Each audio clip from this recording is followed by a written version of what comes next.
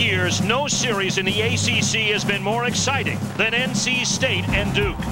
The Wolfpack has dominated the series over the Blue Devils ever since the two teams played in a classic battle in 1988. Duke scored late in the game to take a 43-40 lead in Raleigh.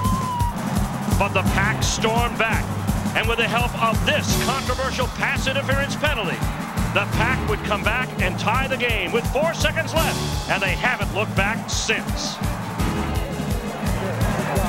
In 1994, Duke once again had NC State on the ropes. The Blue Devils led 23-7 late in the third. The Wolfpack rallied. NC State scored 17 points in a 9-minute blitz to take a 24-23 lead.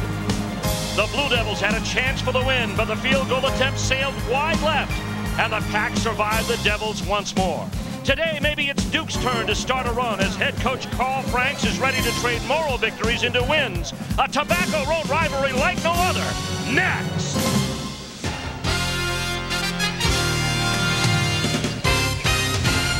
The crowd pours into Wallace Wade Stadium as Jefferson Pilot Sports presents ACC football. Today, one of the storied rivalries of Tobacco Road, NC State and Duke. To emphasize the close calls cruised the scores over the last decade. You'll see the last tie was in 1988, and these two have ended in a deadlock 5 times since the rivalry began in 1924. Good afternoon, everybody. Steve Martin here along with Doc Walker. Well, you look at this series and what it means to NC State. A win today really helps out their postseason chances. Well, you mentioned rivalry, but when you look at it, despite some injuries, there's a lot of firepower on both sides of the line of scrimmage. I mean, we could have some points on the board. Well, no team is more defined by those injuries, unfortunately, than NC State. As we chronicle what has happened, of course, Keegan Weir in the middle, the offensive center, he gets injured. Edric Smith, a great linebacker, he leaves for the season. Chris Coleman, wide receiver, is done for the season, as is KJ Stone, their running back. And add to the injury list last week, Ryan Hamrick, their only experienced receiver. Besides that, 5 significant injuries for the NC State Wolfpack, and 4 of them on the offensive side of the ball. And that says volumes for that man on the screen because of what he's been able to do offensively. And get that group to where they can still compete. You know, they've actually reached some consistently lately. They've averaged almost 400 yards in total offense, 239 in the air. As far as Duke is concerned, probably nothing transforms them more than their quarterback, Spencer Romine, and his transformation. Well, it's been a learning process. New coach, new system, and we can tell in week 1, you look at the 4 wide receiver set, 1 back. They're in the shotgun. Now watch the progression. I can look at his eyes and tell he's doing exactly what he was told to do. Look downfield. Look at all of that open space. Does he take it? No, he doesn't, because he's doing what he was told to do. Looking at the progression, and what he gets on a first down is an incompletion. And then let's go fast forward to last week. And now he's going up against the Yellow Jackets. Now look at this guy now. 4 wide receiver set, back in the shotgun. Watch his eyes. He's going to check his keys, but now the football instinct will take over. Guess what I have right to my right? Open real estate. Big block by number 77, John Miller. Now he takes off. Spencer Romine, now an athlete. Watch Scotty Montgomery come up. All ACC wide receiver gets a big block. And now Spencer Romine is able to lead the Blue Devils from a 21-point deficit back into contention. 3 touchdowns on the ground. He threw for 1 more and led Duke to a near victory over Georgia Tech a week ago. We'll have more in today's NC State-Duke rivalry right after this. ACC football is brought to you by Alltel, the power to simplify. By Amico Ultimate. Amico, you expect more from a leader, and you get it. By Pizza Hut, the best pizzas under one roof. By Advance Auto Parts, the best part is our people. By the all-new 2000 LeSabre by Buick, re-engineered to be safer than ever. And by Bank of America. Duke and NC State ready to test out the scoreboard this afternoon. We talked about the NC State injuries. With all those in mind, let's go to the 3rd member of our broadcast crew, Mike Hogwood, and see who State will lean on today to get things done on offense. Thanks, Steve, and a lot rests on the shoulders of quarterback Jamie Barnett for NC State. He's been this team's leader for the past couple of years. This season's no different. The team's record is the same at this point this year as it was last year, but Barnett has about 900 yards less passing. You can credit that to the inexperience of the wide receivers. But Barnett, over his career, has had a great one at NC State, and he is statistically really up there in the ACC. Look at that, would you? 5th all-time in total offense, 4th all-time in passing yards in the ACC. He's looking to break out today, and one reason is those young receivers are getting a lot better, particularly Coryn Robinson, number 3. He's young, he's got speed, he's got great hands, and he's learned on the job this year, and the coaches think he is finally there, ready to go. It's a tobacco rivalry like no other. NC State and Duke, records don't matter. We got the kickoff next. About set for kickoff. Let's go to the sidelines. Mike Hogwood has Carl Franks. And Carl, first quarter has not been kind to you in recent games. I would think that this would be important to get started good today. Well, it is, and we've tried to emphasize that this week. Now we get a chance to go see if we can do it. So we're going to try to see if we can't move it a little bit earlier, a lot better than we have been, because that has been a factor in our game. So. Steve, Duke's been digging themselves out of a hole the last couple of weeks, then playing well. They hope to start well today. To emphasize that, they won the coin toss and elected to receive instead of deferring to the second half. And so NC State will kick off. That's Bobby Moore getting set to kick off to Scotty Montgomery, and Montgomery can bring him back. His kickoff return yardage on average about 25, and we are ready to go. Crisp day, temperature barely scathing 60 degrees. And the ball is lost out of the end zone after Ben Erteljack tried to field it. So let's bring Duke's offense out onto the field. And number 14, Spencer Romine, ran for 3 touchdowns, threw for another touchdown last week against Georgia Tech. 24 of 43, 294 yards, second best game of his career in yardage. And really, if you looked for a hero last week, Spencer Romine was equal to the task, Doc. Yeah, well, he put him on his shoulders, and he just took it. He took over, and we hadn't seen him play with that type of enthusiasm. Duke at their own 20-yard line, 1st and 10. And right out of the shotgun with 5 wideouts first. That's how Duke will open the day, and they go to Hartopoulos. Nick Hartopoulos fumbles the football, but pouncing on it is going to be John Miller, and it's going to be Duke football out around the 29-yard line. So some desperate moments for the Duke Blue Devils, but it turns into a positive play. Want some excitement? Yeah. All right, 0 backfield. Real quick, you want to get a positive play. Scotty Montgomery, nice block on the edge, and that's a strip. More so than a fumble, that was a strip. And look how Duke has opened the football game. The first 2 plays, they're showing 5 wide receivers and an empty backfield. A lot of that has to do with Clayton White trying to neutralize those great outside linebackers for State. They've got some good ones. Here's Romine on 2nd down, looking over the middle, and he wanted his tight end. Didn't get him. Actually wanted Richmond Flowers. Let's take a look at our Geico starting lineups. And for the Duke Blue Devils, they'll have Wilkes, Montgomery, of course, their game breaker. Terrence Dupree had a good week a week ago at tight end. Up front, Austin Smithwick. He's really the anchor. Big John Miller's really come on well. Let's look at Duke now, 2nd down. The ball goes over the head of Spencer Romine. He's in retreat to pick it up. He's going to try to make something out of it. He gets down at the 11-yard line. In there to make the tackle, LeVar Fisher. Adrian Wilson is there. It looked like one. The snap was over his head, Doc, and it wasn't on the right count. Yep, you're absolutely right on both accounts.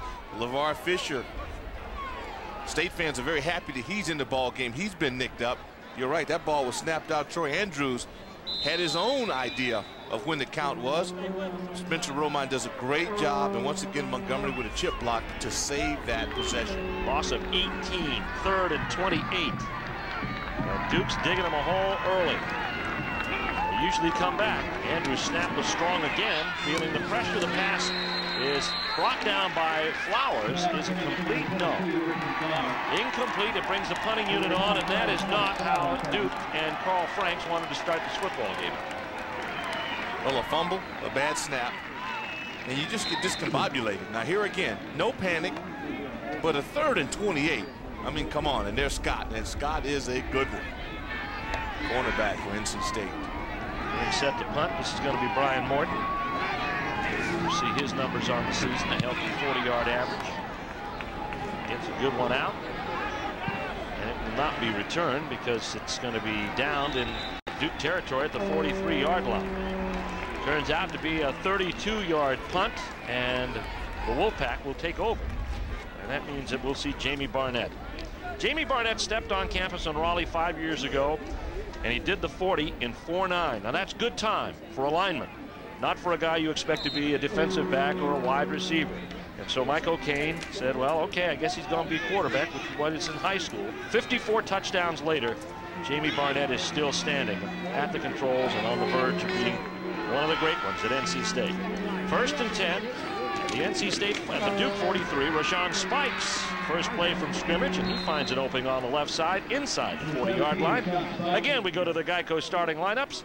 We see Rashawn Spikes who had a 100-yard day last week. Andy Vanderveer important because the tight ends have cost half of Jamie Barnett's touchdown passes. Yeah, and this is the key to their success, in my opinion, up front.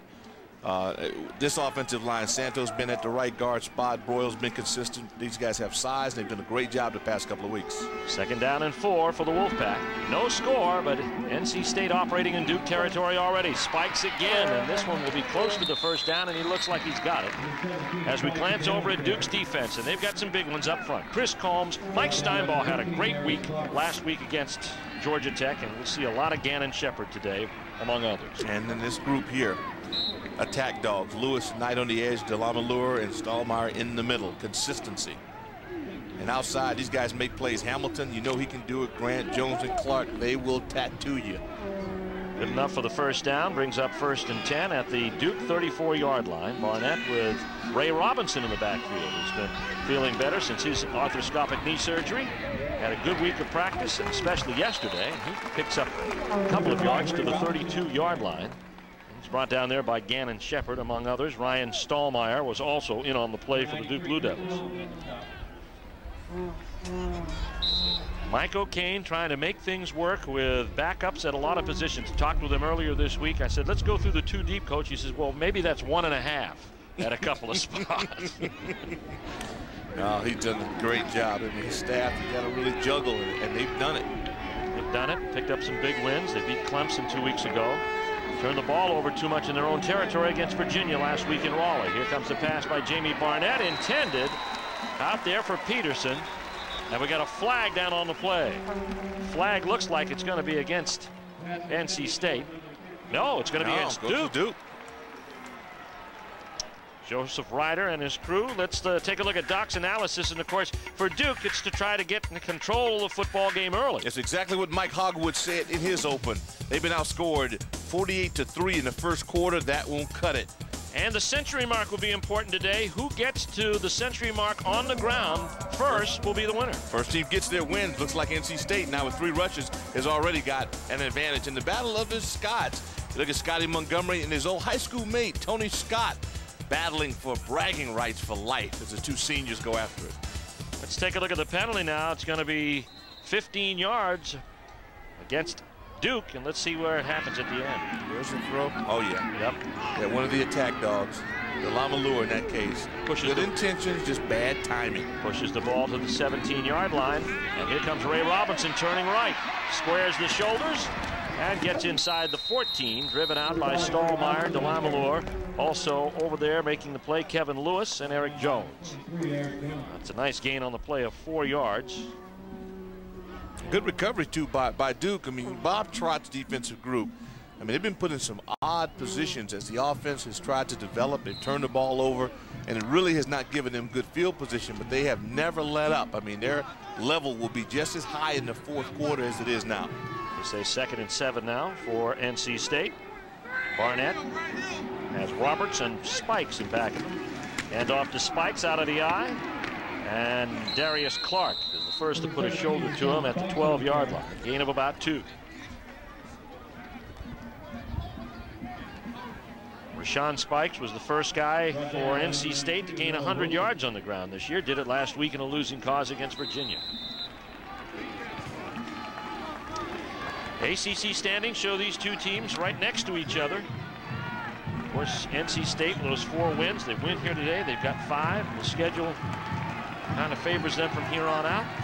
Duke can be a spoiler. 3rd down and 2. Hand off to Spikes. He's on his way. Touchdown, NC State.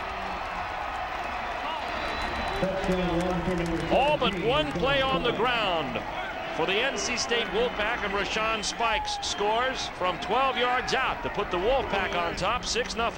Yeah, I think they have an advantage in that race to 100, Steve. Yeah. I mean, they did not kid around with it. Well, Michael Cain, there in your screen, when you've got the injuries he's had to deal with, sometimes it's best to get back to basic football.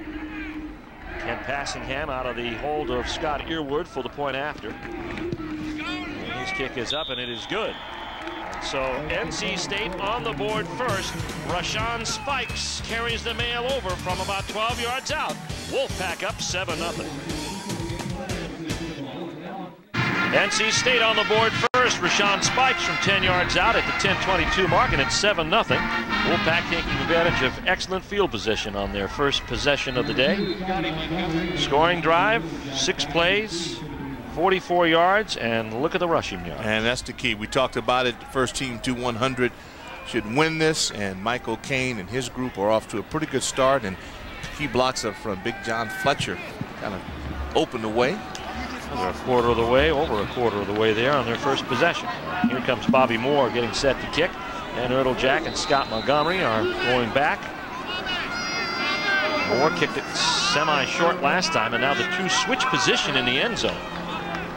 Kicked to Ertl Jack last time. Let's see if he kicks to him again. Yes, he does, or tries to. Ertl Jack comes up and fields it at the 12. And a little game's on the kickoff. Here comes Ertl Jack, and he's brought down at the 27-yard line. And brought down there by a host of tacklers led by Mark Pelchak. I still believe Ertl Jack sometimes might be better off if he gets that and becomes a lead blocker and tosses it back to Scotty. Yeah. Let's take a look at these defensive linemen in our Geico starting lineups. Johnson, Fisher, Goodson's a great one. Jameson having a great year. Those outside linebackers, I mean, Lyons and White, those guys are werewolves. Good linebacker core. Tony Scott, we talked about him. Harrison, these two guys might be as good as it gets in the ACC. First and 10. It is B.J. Hill up over the 30 to the 32-yard line. And we'll see a lot of LeVar Fisher today. They feared that he might not be ready to play after a high ankle sprain of a week ago, but he is in there, in fact, now. So we'll see a lot of him and Corey Lyons, as we showed you. There's LeVar Fisher. And what a group of linebackers Joe Pate has been able to turn out at NC State. They lost a good one in Edric Smith, but he'll be back. But Fisher is as good as they come, and that guy next to him, Antonio Barnett. All of these guys at some point in time had a chance to tote that pigskin in high school. They can run. Duke looking at 2nd and 5. Romine on play action. Has some time. Has a man over the middle. Ertl Jack catches the big ball in midfield. Boy, did he have some big plays last week against Georgia Tech. Just got it. Boy, 3rd down, he was the man a week ago against the Jacket. You mentioned some time. How about a lot of time? Yeah. Look at that pass protection. Oh, that's sharp. Pass was behind him. Yeah, very good job. And then he works his way to the football. Watch the adjustment. So he goes back to meet the football right on the number. Good operation. Oh, I think Clayton White got a piece of that, too. I believe he did.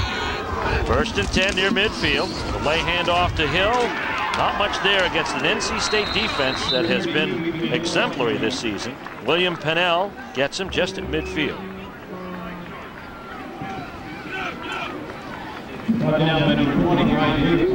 Chance to look at Romine with that nice dart. Now he's already going, okay, that's it.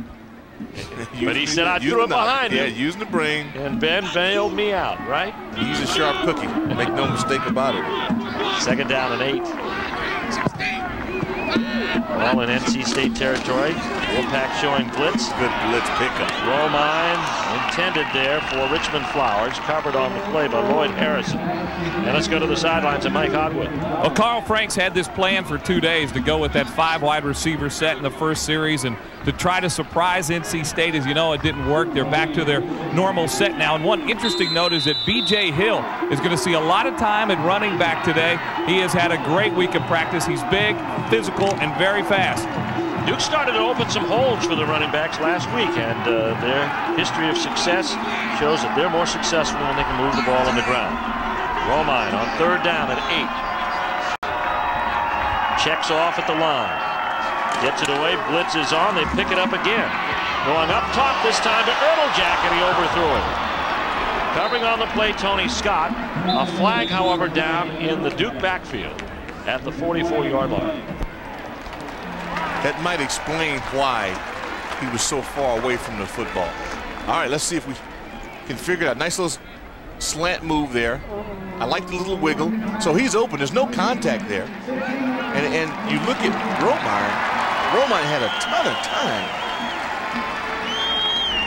Yeah, you have to be a little angry at yourself on that as a quarterback. So we've had a roughing call on both teams. This roughing the passer call gives Duke a big chance. Turns third into first and a deeper incursion into NC State territory at the 34-yard line. That was an interesting roughing call. And he got it. He got it. First and 10. Hill the lone setback. He gets the call and gets hit. And a ball squirts loose, it looks like. Duke is going to pick it up. Boy, that Nate Goodson down at the bottom, that defensive line for NC State. Take another look at that roughing call. There it is. Might have been. He didn't go in with reckless abandon. Yeah. I mean, I've seen guys. I mean, Purnell could have really went in and put the Roddell right under his chin. I don't think he tried to do that. The ambulance truck stayed in the service. Second down and 9. Duke at the NC State 32. Hand off to B.J. Hill. Nice hole. Big hole, and he's handing direction to the 5 down into the end zone for a touchdown for Duke. No flags on the field. B.J. Hill with a big opener off the left side. 32 yards in for the score. Well, what gives, Doc? They got 32 on the ground on that play. First one to 100 wins, my man. Boy, it's nice. It's good to see good fundamental football. The execution was keen on that play. I can't wait to take another look at it. And Sims Lenhart is on, getting ready to kick his 57th consecutive point after touchdown. The kick is up, and it is good. We've got a tie ball game. Longest run of the season for the Duke Blue Devils as they tie it up at 7-all. We'll return after these messages from your local ACC station. Duke University Hepatitis B Vaccination Day is set for this Tuesday. All right, welcome back. We are all tied up at 7 apiece thanks to some blood and guts on the ground. Now watch Watson, the tight end, 84 gets a real nice block. The seal is there. Now watch 89. He's going to get the kick out, and then the back will take it right up the alley, and that's what you are looking for. Mike Hogwood mentioned B.J. Hill had a heck of a week of practice, and it has paid off today. With the ball, this is Marcus Ellaby. Ellaby right up the middle. He's trying to bring the crowd to their feet. Well, these two teams are going to get it done on the ground this afternoon. He's up to the 37-yard line after the kickoff return. It's a 27-yard kickoff return for the freshman out of Ellerbe, North Carolina. And the Duke Blue Devils get on the board thanks to B.J. Hill's longest run of the season and his first touchdown of the season. And, yeah, we're keeping track of those rushing yards. We got it. NC State. I'll be the first guy out of here if a team gets to 100 and they don't win. I'll be the police escort to get out of here. I'll be right there with you. First and 10 at the 36. Back to throw, Barnett. Pass is complete. Out to the flats to Brian Peterson, true freshman out of Clinton, North Carolina. It's his 8th reception of the year. He's caught 2 touchdown passes. And Ronnie Hamilton was in on the tackle. Barnett had 900 more yards this same time last year. But he doesn't have a particular receiver by the name of Torrey Holt out there to throw to. He's looking at 2nd and 3. No Holt, no Coleman, no Hamrick. Yeah, I mean, it's... Hand off Robinson, and Duke is all over it. Todd DeLamalore and Kendrell Knight lead the way at the point of attack and flatten him at the 40-yard line. No, that was quick and in a hurry. Those 2 attack dogs in the middle. DeLamalore, you know he'll be there. Stallmeyer will be there. These guys do it well. Everybody there by committee. Lewis, I bet you Kendrell Knight was somewhere in the pack. Yes, he was. That's good defense. Very good defense. 3rd and 4 coming up for NC State. Bob Trott talked to us yesterday. He said if we can keep NC State in 3rd and medium yardage, we feel we have a pretty good chance. Jamie Barnett. The flat pass to Coryn Robinson. And Coryn Robinson is close to the first down. Tackled there by Eric Jones. He made a play. Yes, he did. And you talk about freshmen. Just because you're young, it doesn't mean you can't play. And you talk about guys who seize the moment when you need it most. Nothing complicated about it. Watch the move. Good help on the outside. Freshman on freshman. And I think he may have picked it up. Jumped right inside that block. They're going to measure it. It's going to be very close. He needed 5, and he got. It's close. Sheen still got a lot of play in it. He did not get it. So Michael Cain's got a decision here on 4th and inches. The ball on his side of the field at the 46-yard line. He's run the ball pretty well. You know, as he gets older, he'll learn to stretch that ball out on ball contact. Right. But as a freshman, you don't want to do that. The experience factor. Oh, yeah, it'll come up. Yeah. But don't you like the 2 puppies blocking? You know, Peterson goes out, gives a good block for Robinson. Well, the thing is that you get reps, and that's the way you get experience, obviously. NC State's going for it. Says a lot about your recruiting. Yeah. It means you bring the right people in. Guys you'd hope to give a year to get used to things at NC State, get used to classes and stuff like that. I keep my eye on big number 77, John Fletcher. I'd run right behind him. Barnett with 1 lone setback. 4th and inches. He's going to carry it, and he's got the first down.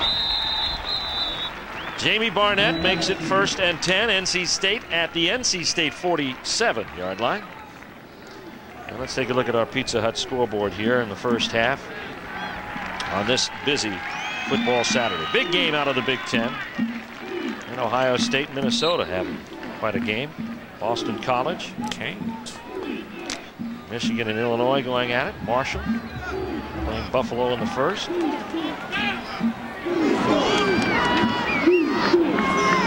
1st and 10 at the 47-yard line. Play action for Barnett going to the corner to Robinson. It's got it complete. Their forward progress could mark him for another first down in Duke territory at the 43. Kid has hands. He took a wallop on that one. Yes, he did. Again, both offensive lines have shown an ability to pick up the blitz, and that's critical. Good play action fake. You get a cut, you get, in that case, they're able to get Lewis down. He took a hit, held on. They were blitzing Lewis that time. Coryn Robinson on the season. He's a redshirt freshman from Belmont, North Carolina. And again, another measurement on a Coryn Robinson play is going to give NC State a first down this time at the Duke 43. Let's go to the sidelines for more on Ray Robinson from Mike Hogwood. He's been banged up all year, starting in preseason, ankles and knee. I talked to Michael Cain before the game. He says it's just a confidence thing now. He's alternating with Rashawn Spikes, who's in there for this play. Spikes has the carry, and he is hit by Stallmeyer, the inside linebacker, the senior out of Cincinnati. He was one of the leaders, second on the team in tackles with 61 hits on the season. And here comes Ray Robinson. And Shepard, too, had pretty nice penetration on that play. Shepard finally getting some repetitions in there after the injury. This is Ray Robinson's season so far. The average per yard is nice per carry. Nice numbers. 4.5. They're at 2nd and 9 now. Tight end Vanderveer in motion. Hand off Robinson behind Vanderveer, but not much there. Chris Combs stands him up right at the line of scrimmage. No gain on the play. And Duke's defense stiffens and forces a 3rd and long. Oh, Combs, Outland Trophy candidate. I mean, just an awesome player. And they are really going to be challenged today because of the size of NC State's interior linemen. Combs from Roanoke, Virginia, 6'6", 270, 18 career sacks, 8 tackles for loss, and that was one of them. Making his 9th. 3rd down and 9 to go. Score tied at 7. Jamie Barnett out of the shotgun. Barnett has a man in mind, and it is complete to Peterson. And he is going to be close to the first down. He might be short. Yeah, he looks short. And they are not necessarily in field goal range here at the 35. There's so many things to teach a young receiver. Coach Charlie Fisher works with the wide outs for NC State. You know, you want the kids to come back to the ball. And he tried, but he also, I think, had a pretty good idea of where the marker was. So that was a tough one. 4th down and about a foot. Field goal unit stays on the sidelines. Actually, it's more like a yard. 4th and 1 at the Duke 34. Robinson's at quarterback. Barnett's at a wide out. Here comes Robinson. Tries for the corner. Nothing there. Charles Porter, Brian McCormick beat him. They had Barnett in a wide out situation to the right, and Coryn Robinson came back to get the snap out of the shotgun and did not get the first down. NC State gives up on downs, and Duke is held at their own 36. As we watch here, Coryn Robinson tries to make it work to the left, and it won't. We're tied up at 7-all in Durham. Welcome back to Wallace Wade Stadium in Durham. We've got ourselves a good one here this afternoon on Jefferson Pilot Sports. NC State and Duke all tied up at 7.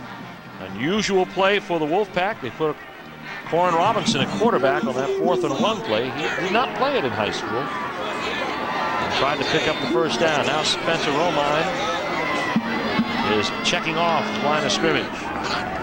Play clock down to 6 on 1st and 10. He'll fire from his own 36. A wobbler for the sidelines to Scotty Montgomery, and it's out of bounds. Did not get it. Yeah, too late.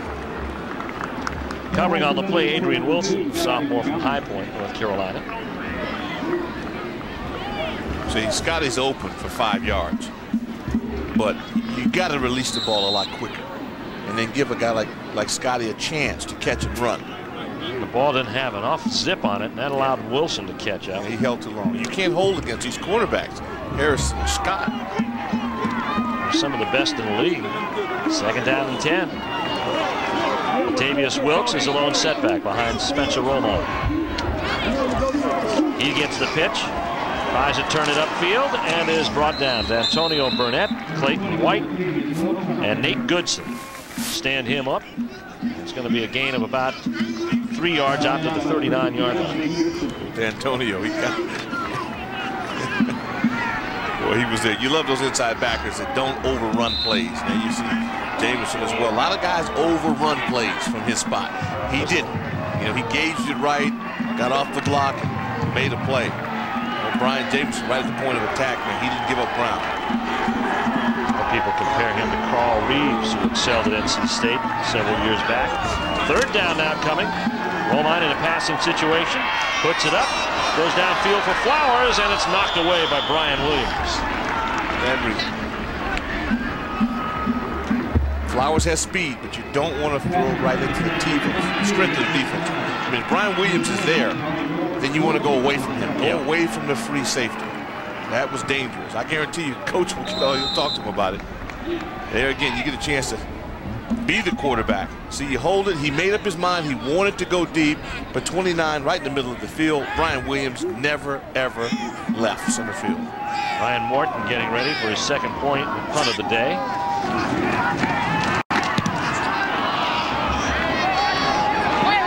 Back to get it, Robinson. He'll stay away, and it takes a big Duke bounce inside the 15-yard line down to the 12-yard line. It's a 51-49-yard punt. Bank of America, an official corporate partner of the ACC, presents this Salute to Excellence question. Which former ACC quarterback is the all-time leader in most passes completed and intercepted in a single season? If you know the answer, log on to ACC.com with the correct answer before next Saturday's telecast, and you'll be entered to win 2 tickets to the ACC Champions Bowl game. Stay tuned. We'll have that answer for you before the end of the game. 1st and 10, NC State back at their own 12 after the 49-yard punt of Brian Morton. Jamie Barnett back under center. Roberts and Spikes are behind him, and here's Spikes, and he's not going very far. Chris Combs slowed him up, and catching up from behind Kevin Lewis. Boy, if he cuts right on this play, it might have been a biggie. Now watch this. Everything is going. You'd like to see him bend it right there and then go. And you can start the band playing on this one. See the push? But, you know, the thing that makes those guys good is that they don't think about it. It just happens. And that time it just happened to go the wrong way. 2nd down and 10.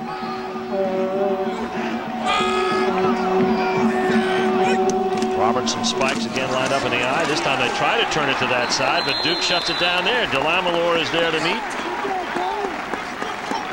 Also Kendall Knight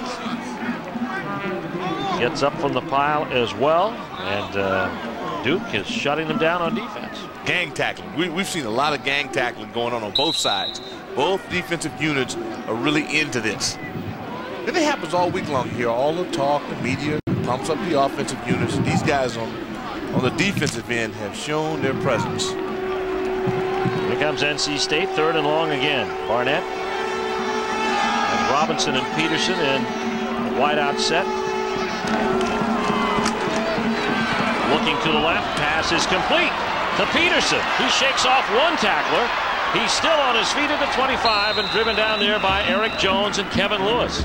A nice gain of 12 yards on the play, make it 13 after the 25-yard line. It's hard not to like this young fella. Good pass protection. I mean, great sellout. They brought the 2 dogs on the left side, and he opens up pass right on the money. I mean, Jamie Barnett, I mean, despite the fact that he's lost his receiver core for the most part, he still remained incredibly active. He's getting used to these guys, though. Coryn Robinson is quite a target to throw at, and Peterson is proving to be quite reliable. I like him a lot. 1st and 10 at the 25-yard line.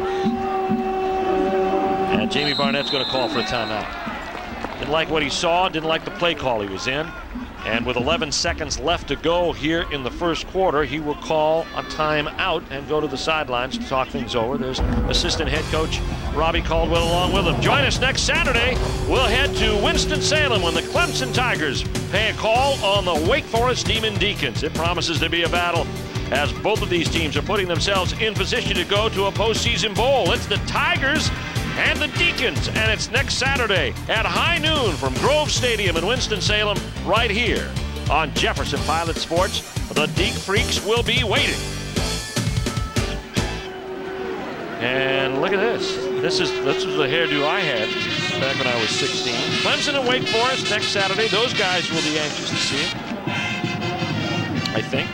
They knew they'd make air today. Yeah, they do that. When you put that much into it, you got to believe you'll make air. When you do hair, you make air. Yeah. That's what happens. Mike O'Kane now looking at a 1st and 10. His quarterback is burnt a timeout here early in the 2nd quarter, or as we walk down the last seconds of the 1st quarter, actually. NC State scored their first time downfield. Rashawn Spikes, a 10-yard run, capping a 6-play, 44-yard drive. And then Duke came back on their very next series, drove 72 yards in 6 plays, and B.J. Hill, 32-yard run for the touchdown. Again, I'm very excited at what's going on defensively, and that both sides have since now they want to run the football, right, and it's been very difficult to do. Yes, it has been. Both defenses up to the task here today. Let's see what Duke has for NC State on 1st and 10 as Jamie Barnett goes back in the shotgun. Back to throw. Down the middle. Almost complete for Robinson. The stretch wasn't far enough. LeVar Grant covering.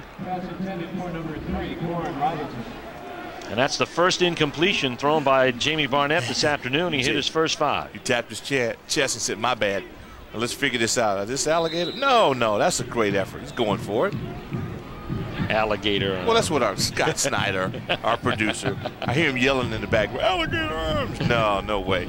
That kid wasn't scared. Full extension there, just couldn't get there. It would take an old receiver who had alligator arms to even think that. Peterson and Robinson are wide out. The handoff to Robinson. Ray Robinson right up the middle, and he goes ahead to the 30-yard line and picks up about 5 on the play. Tackle made by Stallmeyer, and that'll put a cap on the end of the 1st quarter. So each team gets a touchdown, and they get it on the ground as we take the turn into the 2nd, tied at 7.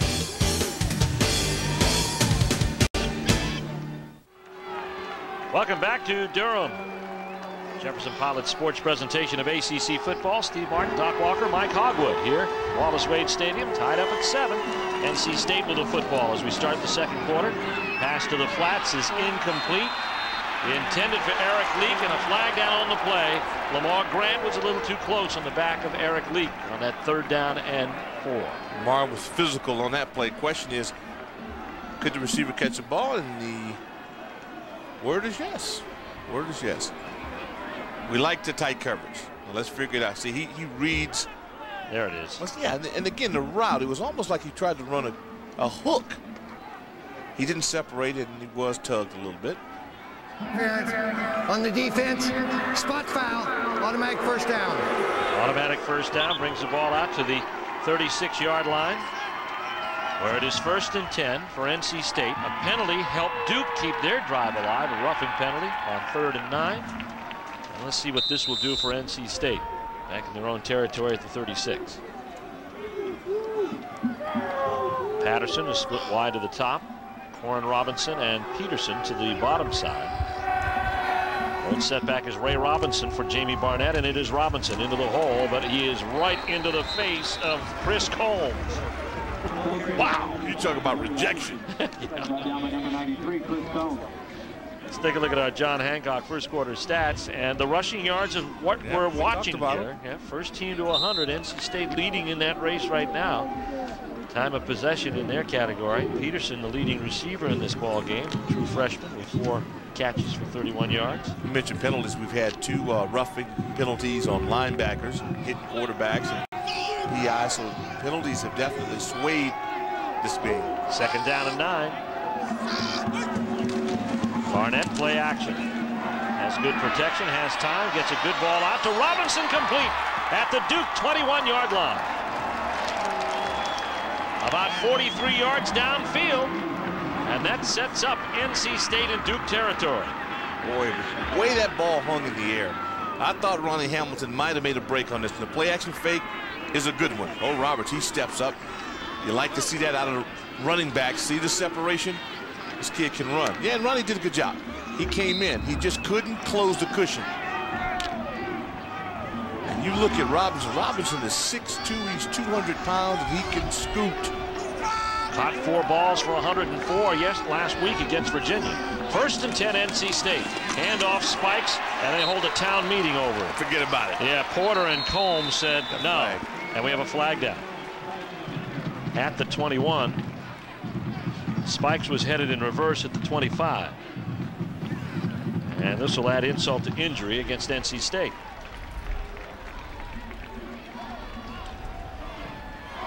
Back him out of field goal range. Let's see it again. Wow. Yeah, in a hurry. Porter has played well. They've been using a variety of people, Doc, at that outside defensive end spot. Gannon Shepherd. 10 yards from the previous spot. Still 1st down. So 10 yards from the previous spot, which takes them from the 23 back to the 33. Porter has played like a man that wants more playing time. So it'll still be 1st down, but it's going to be 1st down and a bunch. 1st and 20 at the 33. You mentioned those tight ends yet, have you, Steve? No, I haven't. Carlos Doggett is now in the backfield for the first time today. The pass goes to Robinson on a slant screen. He's in reverse. After Lewis missed, he's trying to pick up some blocking, but he won't. Lewis gets a second shot at him and throws him down at the 45 for a loss of 13. It's hard to reverse field against a defensive unit with quicks. And Duke right now is playing really with an intensity that it will be hard to keep up the entire game. We've seen them do it before, but I mean, you watch this. People get back in their lanes. You see DeLamalure was an outstanding job once again to not be outflanked defensively. We saw that. Well, Robinson goes. It's not like in high school. That worked. I used to do that a lot. Couldn't get north-south. Lost at 12. Oh, Brian McCormick did a heck of a job not to lose the outside shoulder. 2nd down and dozens of yards here for Barnett. Back to throw. He'll have to tuck it under and gets down at the 42-yard line. That was smart. He actually picks up 2 on the play. He almost launched it deep to Lee, and it was smart not to put your team in a bad position. That's good pass rush, and that really is. He almost made a play right at the end. Steinbach got his hand up. Jamie Barnett took that as a signal. He used good judgment. But get out of here now. Let him not do this. 3rd down and 30 at the 42-yard line of Duke. NC State on a 41-yard pass to Robinson got down to the 22. They've been in reverse ever since. Three wideouts, Patterson, Peterson, and Robinson, and now we have a timeout taken by NC State. They had to because the game clock was winding down. Barnett to the sidelines. We're tied at 7. 3rd and 30 coming up for the Pack. Advance Auto Parts presents the best play of the week in the ACC. This week we actually have 2 plays. In the 3rd quarter against the Wolfpack, Ubreno Isabel of Virginia intercepted Jamie Barnett, which leads to the go-ahead touchdown by Thomas Jones. And minutes later, Isabel recovers a Barnett fumble that leads to an Ahmad Hawkins touchdown to put the game out of reach for the Cavaliers. And those are our Advance Auto Parts best plays of the week. Turnovers did in NC State last week against Duke. Right now, penalties, sacks, minus yardage, doing them in here on this drive. 3rd down and 30. NC State at the Duke 42. Jamie Barnett has Leak, Peterson, and Robinson in the ballgame as his wideouts. And he is hit before he could get rid of it by Charles Porter. He was looking to the flats to Spikes, who had a wide open field. And Porter shut it down. Charles Porter has been sick. That's the kind of game he's played with today, as the young folks would say. I mean, this kid he's made play after play from a number of different positions. Charles Porter, he's a sophomore from Columbia, Maryland. That's his 4th tackle for loss, actually his 5th. He's had 2 today. And here is Scott Earwood for the punt, his 1st of the day. And getting away from it is Ronnie Hamilton. And it'll go out of bounds at the Duke 16-yard line. ACC fans, visit participating JCPenney's locations in your area for your official ACC collection merchandise. It's time you stepped up and looked the part of an ACC football fan, and JCPenney can help with the ACC collection. You know, I just had a good thought. Go ahead. Let's go to the sidelines and Mike Hogwood quickly. Hey, wind's really gusting down here. Duke's got the wind going with them now, but it affected that punt a moment ago big time. 1st and 10 at the 16. Romine back to throw. Got it. Yes, he's got Montgomery open, and he's brought down by Brian Williams and Adrian Wilson, but not before he got the 1st down at the 36-yard line. It's a gain of 24 on the play. See how he speeded up the operation. Here we watch Scotty Montgomery. Nice little inside move. Watch him wiggle. See, he'll give it to you. Comes across. That's a disciplined route. Ball right on the money. A good throw and catch. Look at the flags. It's a north wind blowing today. It's going to be consistent. And as Mike said, it could be a factor. 1st and 10 at the 36-yard line. And here comes B.J. Hill. Hill to the corner. And Antonio Burnett is there to wrestle him down at the 42-yard line. Doc, you had a thought earlier I wanted to get back. Well, I had a thought about the ACC gear, you know, and the fact that you were today celebrating your 23rd wedding anniversary. Oh, lovely Debbie. I thought, what about one in every color for her? That would be something. 9, in fact. 9. That would, and then we'd still be 14 short. That's okay. You can work on it. 23 years of matrimony. Congratulations. Thank you. I'm surprised you stayed around this long. Me too. 2nd down and 4. What is this, a T-ball game? It's B.J. Hill. Straight ahead. Drags the pile with him over the 45-yard line. I'll just go around the country and be Doc's setup man. Work a few back rooms, huh? Yeah. way in the back. Yeah. At NC State defense stiffening up a little bit. Duke trying to soften them up with some inside runs. I want you to stay tuned at halftime for a Bell South You Call the Play feature. Look at a big call from ACC games past. 3rd down and 1. Duke and NC State tied. Duke at their own 45-yard line. Run away from Burnett, I know that. Here's the pass to the flats to Flowers. He cuts back. He had the 1st down. He better pick it up this time. And he gets out of bounds near midfield. He was almost in big trouble on the Duke sideline. Carl Franks and Richmond Flowers. Carl saying, I don't know where you did that, but it worked. But don't do it again. Oh, man. I like Flowers. He's a playmaker. Look at this. And he just says, you know, I can do this, coach. He comes back and explains this. I had this figured out. Maybe you ought to put it in the playbook. I only got 2 balls a week ago. I'm going to make the most of my opportunities here. Oh, man. Oh, boy. First down the long way for Duke. Jack and Moore are the wideouts. Double tight end set, but it's strong to the right side, and that's where they're headed. Behind their tight ends, they go to B.J. Hill, and their tight ends clear the way. Dupree throws a nice block, but there's a flag, however, at the 40-yard line. That sprung Hill down inside the 35, and let's see what the penalty's going to be. NC State indicates it's against Duke. Might be on your man Dupree. Yeah, boy, that was physical at the point of attack. He might have been too good. Yeah, it might have been. Well, they get up Smithwick, and you see him right here. See, he has it. He pulled it right there. He did it, and he didn't have to do it because he had contact. You know, he had developed a good mesh. All he had to do was keep running. Offense. Penalized 10 yards from the spot of the foul. First down. He had a Mesa shirt on that one, didn't he? Yeah. I like Dupree. I mean, Dupree made big catches a week ago at 6'4", 250 pounds. I think the NFL scouts start to get a little more involved in this young man. Penalty slowing both teams down, and it threatens Duke here on this drive. Cranks them back to first down and 10 near midfield. There's Terrence Dupree, caught 3 balls last week. Got a super run. Yes, he did. Again, double tight end set to the right side. This time Romine to throw that way. Goes to Mike Hart, complete at the 29-yard line. Brought down by Clayton White. A gain of 21 on the play. Very effective throw. Yes, not an easy throw. He had both tight ends really this time on the slot formation. And watch the eyes. See, Spencer keeps him straight upfield. Then at the last moment, he turns over to the receiver. That opens things up for receivers. That was a good operation from the quarterback.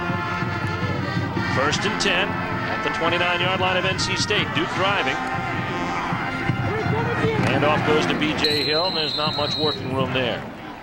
Brought down on the play by D'Antonio Barnett, a true freshman of Warner Robins, Georgia. As we glance at our Pizza Hut scoreboard, Georgia up 2 TDs on Kentucky. Oh, look at Wisconsin putting it to Michigan State. That devoids my internet column. Ohio State and Minnesota tied at 7. How about this one? Oh, BC 14-0 on Miami. Michigan and Illinois having a battle. Illinois better than people thought they would be this year. Second down and 9. Play action for Romine. Got him out there hard again. Reliable receiver, slowed by injuries earlier this season. He gets down to the 15-yard line. It's a gain of 12. The tight end picking up the first down. Oh, this is nice. Good call. Now watch what happens. The tight end comes in. He's going to work his way up. See, he's open there. Ball's a little late, but he still gets it to him. He turns those shoulders up. That's 2 outstanding plays by Hart. Duke driving. This is the 9th play of the drive. Started at their own 16-yard line. They're at NC State territory in 4-down zone at the 15. B.J. Hill, the lone setback behind Romine. Here comes the handoff. B.J. Hill trying to get up off the left side and squirts his way down to the 12-yard line. He gets stronger upon contact. That's what I like about B.J. And this is a kid who wanted to be a defensive back. Yeah, still does. He talks about it. I doubt if he'll ever see defense the way he runs upon contact. He's a very aggressive runner. And he is from Detroit, Michigan. He's a sophomore. And he's already got a score on the day, a 32-yarder, matching his uniform number. Duke going more to the air, more to the tight end this drive. Looking at 2nd down and 7. Ball at the NC State 12. Play action for Romine. Sets up, fires, pass complete to Jack, but he dropped it. He had it, but he dropped it. Not long enough for possession. And it'll bring up 3rd down. Oh, Spence threw a heater. I mean, that ball was there in a hurry. And he knew he had to. When you throw inside passes in traffic, you got to bring it. And this ball is there. In this area of the field, there will always be traffic. Well, when you're going up against the likes of a Lloyd Harrison, you can't mess around with the football. That was a nice throw. Duke calls a timeout with 6:59 left to go here in the 2nd quarter, and Spencer Romine comes to the sidelines to consult the offensive staff. Look over the back of Aubrey Hill there. Some Romine on the day, 6 out of 12 for 85 yards. 2 of those passes in this drive have gone to the tight end Mike Hart. You mentioned Aubrey. Talk about a receiver. Yeah. He's seen some success within this offensive scheme. Yes, he has. And of course, next week, Jefferson Pilot Sports will take you about 60 miles west of here to Winston-Salem, North Carolina for the Clemson Tigers Wake Forest Demon Deacons game. Should be a good one between these two. Clemson picking up a win at Maryland last week. And of course, Wake Forest playing homecoming today against UAB. They'll meet tomorrow at high noon at Grove Stadium right here on Jefferson Pilot Sports. Let's go to the sidelines and Mike Hogwood. Steve, you talked at the top of the broadcast about NC State's injuries. They've had another one on defense. Jeff Fisher, starting defensive lineman, was injured in the first series, sprained his right shoulder. His return is questionable. That's going to be tough for them. That means Jarek Hall, Darius Bryant will get some calls. Along that defensive line, we'll see who lines up there now. And it's going to be 3rd down and 7. Big call coming here for the Duke defense. They've got a field goal kicker in Sims Lenhart that can get them the points, but they very much like to keep this drive alive. Boy, this has been a great drive in terms of consuming clock. Yes, but you always want that to translate into 7 points as opposed to 3. It's on its 12th play here. Right up at 7, blitz is on. Duke picks it up, Romine has the time, and the completion to Montgomery stretches across for the end zone. Touchdown, Duke!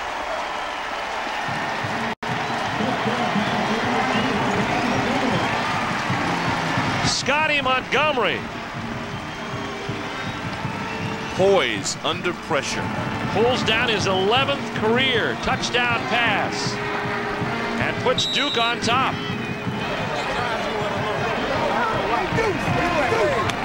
Scotty Montgomery with the score and the connection from Spencer Romine capping the drive. Here's the point after, and it is good. Scotty Montgomery for 6. Add on one more from Sims Lenhart, and the Duke Blue Devils step on top 14-7. We'll return after these messages from your local ACC station.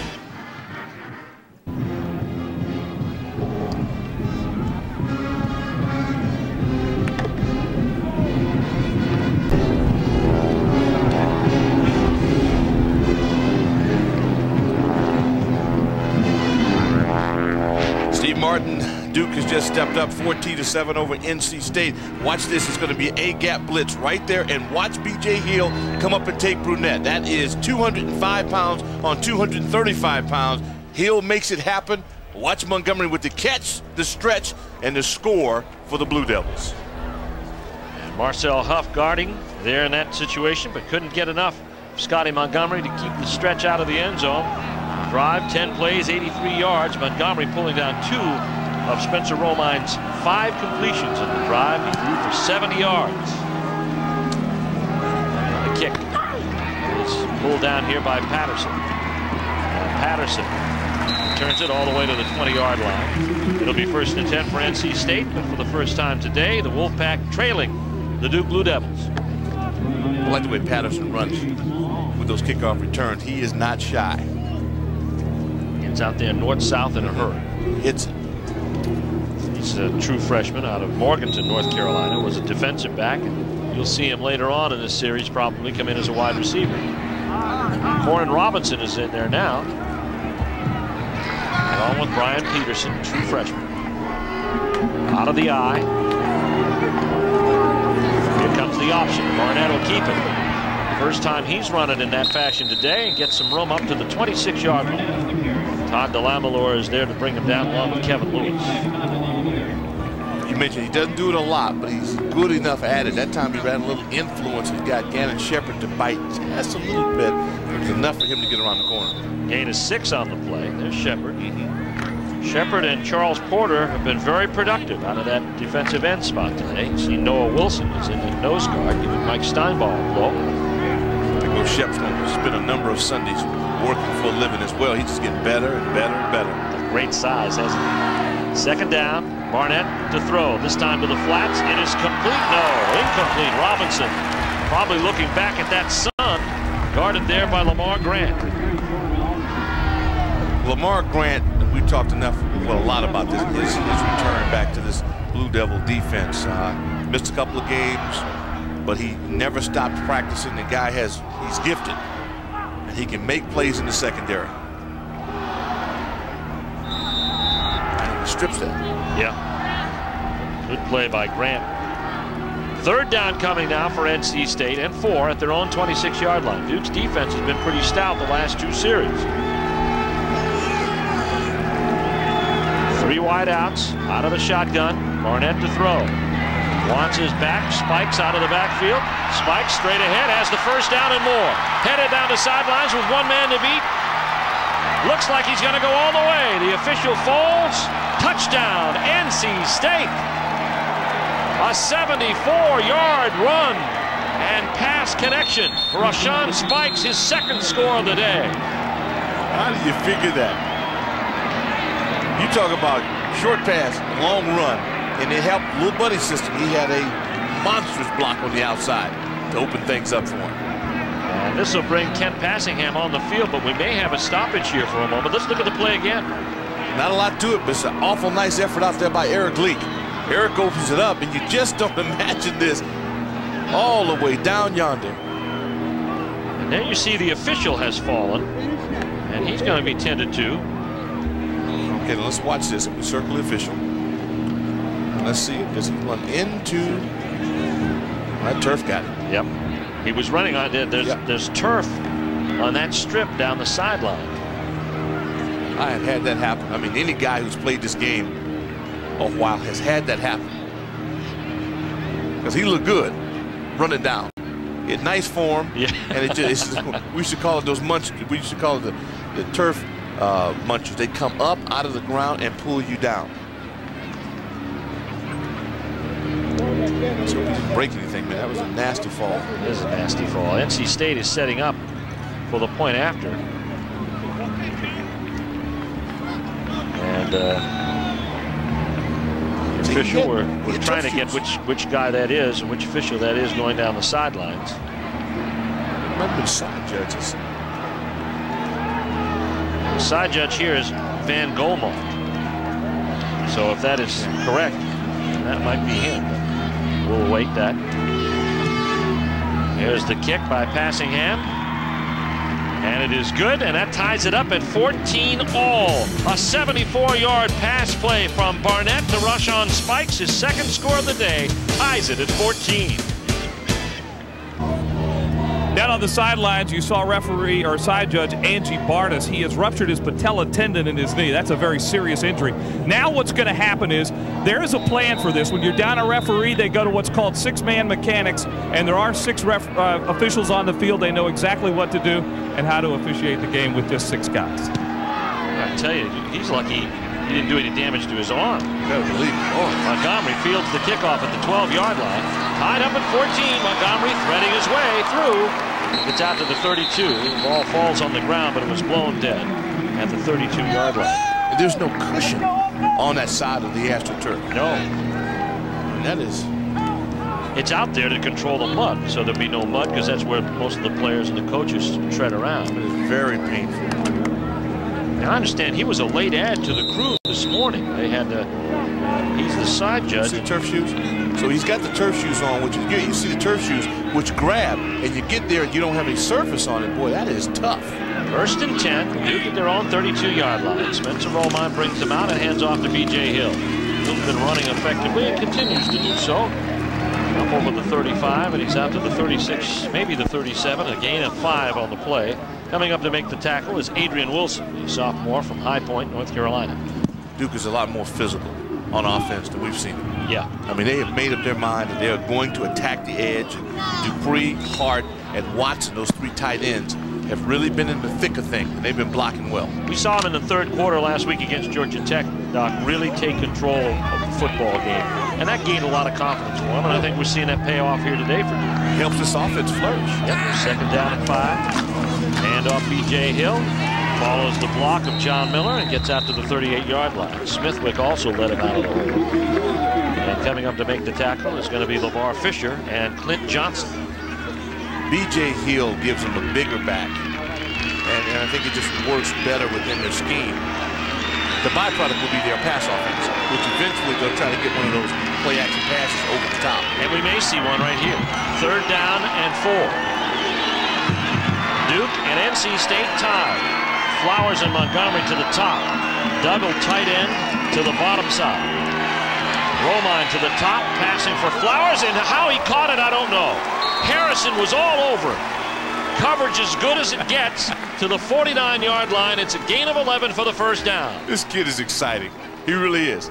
I mean, he may not be in every position that they'd like to have him in or run the play they'd like him to run. But what he does is compete. Boy, he gets up and snags that. That's great. That's a great catch. He's going up against one of the best there. Now, he might have pushed off just a little bit, but he makes up for it. But he's competing. That's the thing I love about this kid. He competes. 11 yards for Duke. 1st and 10 at the 48. And off B.J. Hill. Not much going. Bryant and Fisher and Goodson and Johnson meet him at the front line. There's Goodson from Roxborough, North Carolina, a sophomore. Decided to go to NC State because Jamie Barnett, his former teammate at Roxborough Person High School, convinced him to do so. They say he's going to do it. Coach Knight, you know, he's glad he made that decision. Their defensive line is a little undersized, but very quick, and these guys are strong, especially Fisher. 2nd down and 11. 3-man front now for NC State.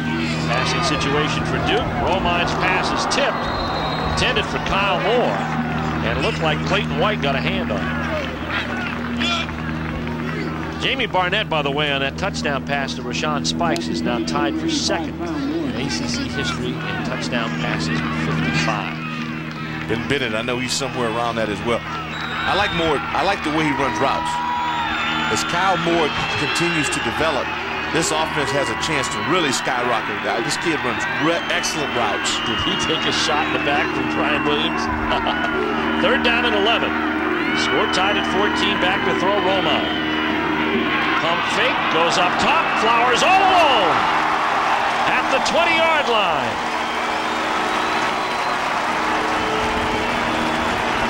32 yards downfield. The big plays have been working today for the Duke Blue Devils. And Flowers pulls 2 in this drive. Well, Duke has established that they can run the ball, which means play action sets it up. Good pump fake. Of course you're going to bite because what is Williams going to do? Hey, I got to get a hold of B.J. Hill, and they set him up. Nice route, good patience. On 3rd and 11, they convert it to Flowers, and it's 1st and 10 at the NC State 20. Nice 32-yard hookup. Hand off B.J. Hill, nothing there. Nate Goodson, also Darius Bryant, and Bryant is the man who's taking Fisher's place at that defensive tackle spot. He's a sophomore from Suffolk, Virginia. You know, I talk about leverage. I don't want to have to block a guy that's 6'1" who's 300 pounds because he has built-in leverage. Yes, he does. And that means he's very difficult, especially when you look at John Miller. These guys 6'6", 6'5", Smithwick 6'6". It's tough. 2nd down and 9, pitch to Hill. Hill cuts upside, and Bryant hangs on, but Hill carries him to the 17-yard line. He moves the pile. Yeah. You know, he explodes on contact, and he keeps the legs churning. He's strong, and he moves the pile. He's got 70 yards unofficially on the day so far. 3rd down and 7. A couple of clutch 3rd down calls have gone to Richmond Flowers on this drive. Well, Earl Jack is usually the guy that gets the one-on-one coverage who comes up and makes big plays on 3rd down. You assume Scotty Montgomery will be covered simply because they'll double it. And now we've got a timeout on the field with 1:20 left to play. Duke calls timeout. They've got 1 timeout left. In the game with the new and Romine comes to the sideline. We'll go to the sideline too, to Mike Hogwood. And halftime's coming up in just a couple of minutes. We're going to have comments from both head coaches, Carl Franks of Duke and Mike O'Kane of NC State, about what they plan to do in the 2nd half. Also have our ACC game of the century. We'll go back 5 years ago to a great game that was played right here on this field between Duke and Virginia. We'll have our Domino's hot play and also tell you what's going on today in the ACC, and it is a busy day of ACC football. Steve? Mike? Mike's got it all at halftime. Right now, Duke facing the third critical third down of this drive, 9th play of the drive. The last 2 times they've been in third down, the ball has gone to Richmond Flowers. Yep, and prior to that possession, Mike Hart had the call on third down. So Dupree has not been involved as a receiver as yet, and you start to think, who else could they sneak in? Kyle Moore, who they tried, didn't get open. Well, ball got open, ball was tipped. Or if they could go back to something just as reliable that's worked for them. Your source for sports on the internet, jpsports.com, now online. Each week, we'll bring you previews of our upcoming telecast and in-depth coverage of the ACC. For the inside scoop, go no further than jpsports.com. Lock on today. Spencer Romine has the call on 3rd and 7. He's got the ball at the NC State 17-yard line. 9th play of the drive. It started at their own 32-yard line. 1 minute and 20 left to go in this first half. Seen both teams score twice. Back-to-back drives where they have controlled possession. Held on to that clock. Let's see what happens here. They have a good field goal kicker in Lenhart, so the 3 points seem assured. Romine, though, for the second straight time going for 6. 3rd and 7. Romine falls back, screen pass, B.J. Hill up to the 10 and down to the 6-yard line. He's got the first down. Number 32, B.J. Hill on the reception. So B.J. Hill gets the call. That's the first time he's thrown to a back today, and it's good for a first down at the 6-yard line. Well, the key is you have to block Barnett. That's the one guy I'd want to go. Now, I want you to keep our eye on the big fella in blue, 77, John Miller, and watch him work. So you absorb the blow, then he gets out on second level. The second level was Barnett. He gets a tag on Barnett. You don't see it. Trust me, it happened. 1st and goal from the 6. Hand off B.J. Hill. Has some territory to run through. Touchdown, Duke! B.J. Hill's second score of the day, and the Blue Devils are up by 6. This is a good one. This is a good ball game. A lot of balance. Both teams delivering body shots. B.J. Hill works the left side of that line. That's where it came the first time for his first score as he romped 32 yards downfield. Here's Sims Lenhart for the point after. Lenhart closes in on the all-time scoring lead in Duke. He needed 7 points. He's almost halfway there. He's kicked his 3rd straight point after. His 59th consecutive point after touchdown. B.J. Hill with his 2nd touchdown of the day, and Duke is up 21-14.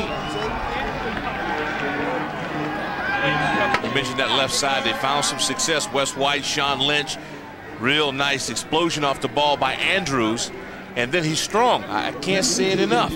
This guy explodes upon contact. You hit him, he gets better. There you see Big John Miller got pushed back on that play, but the battle was won up front by Wes White and Sean Lynch. Saw a little fabric from Smith. Oh, yeah.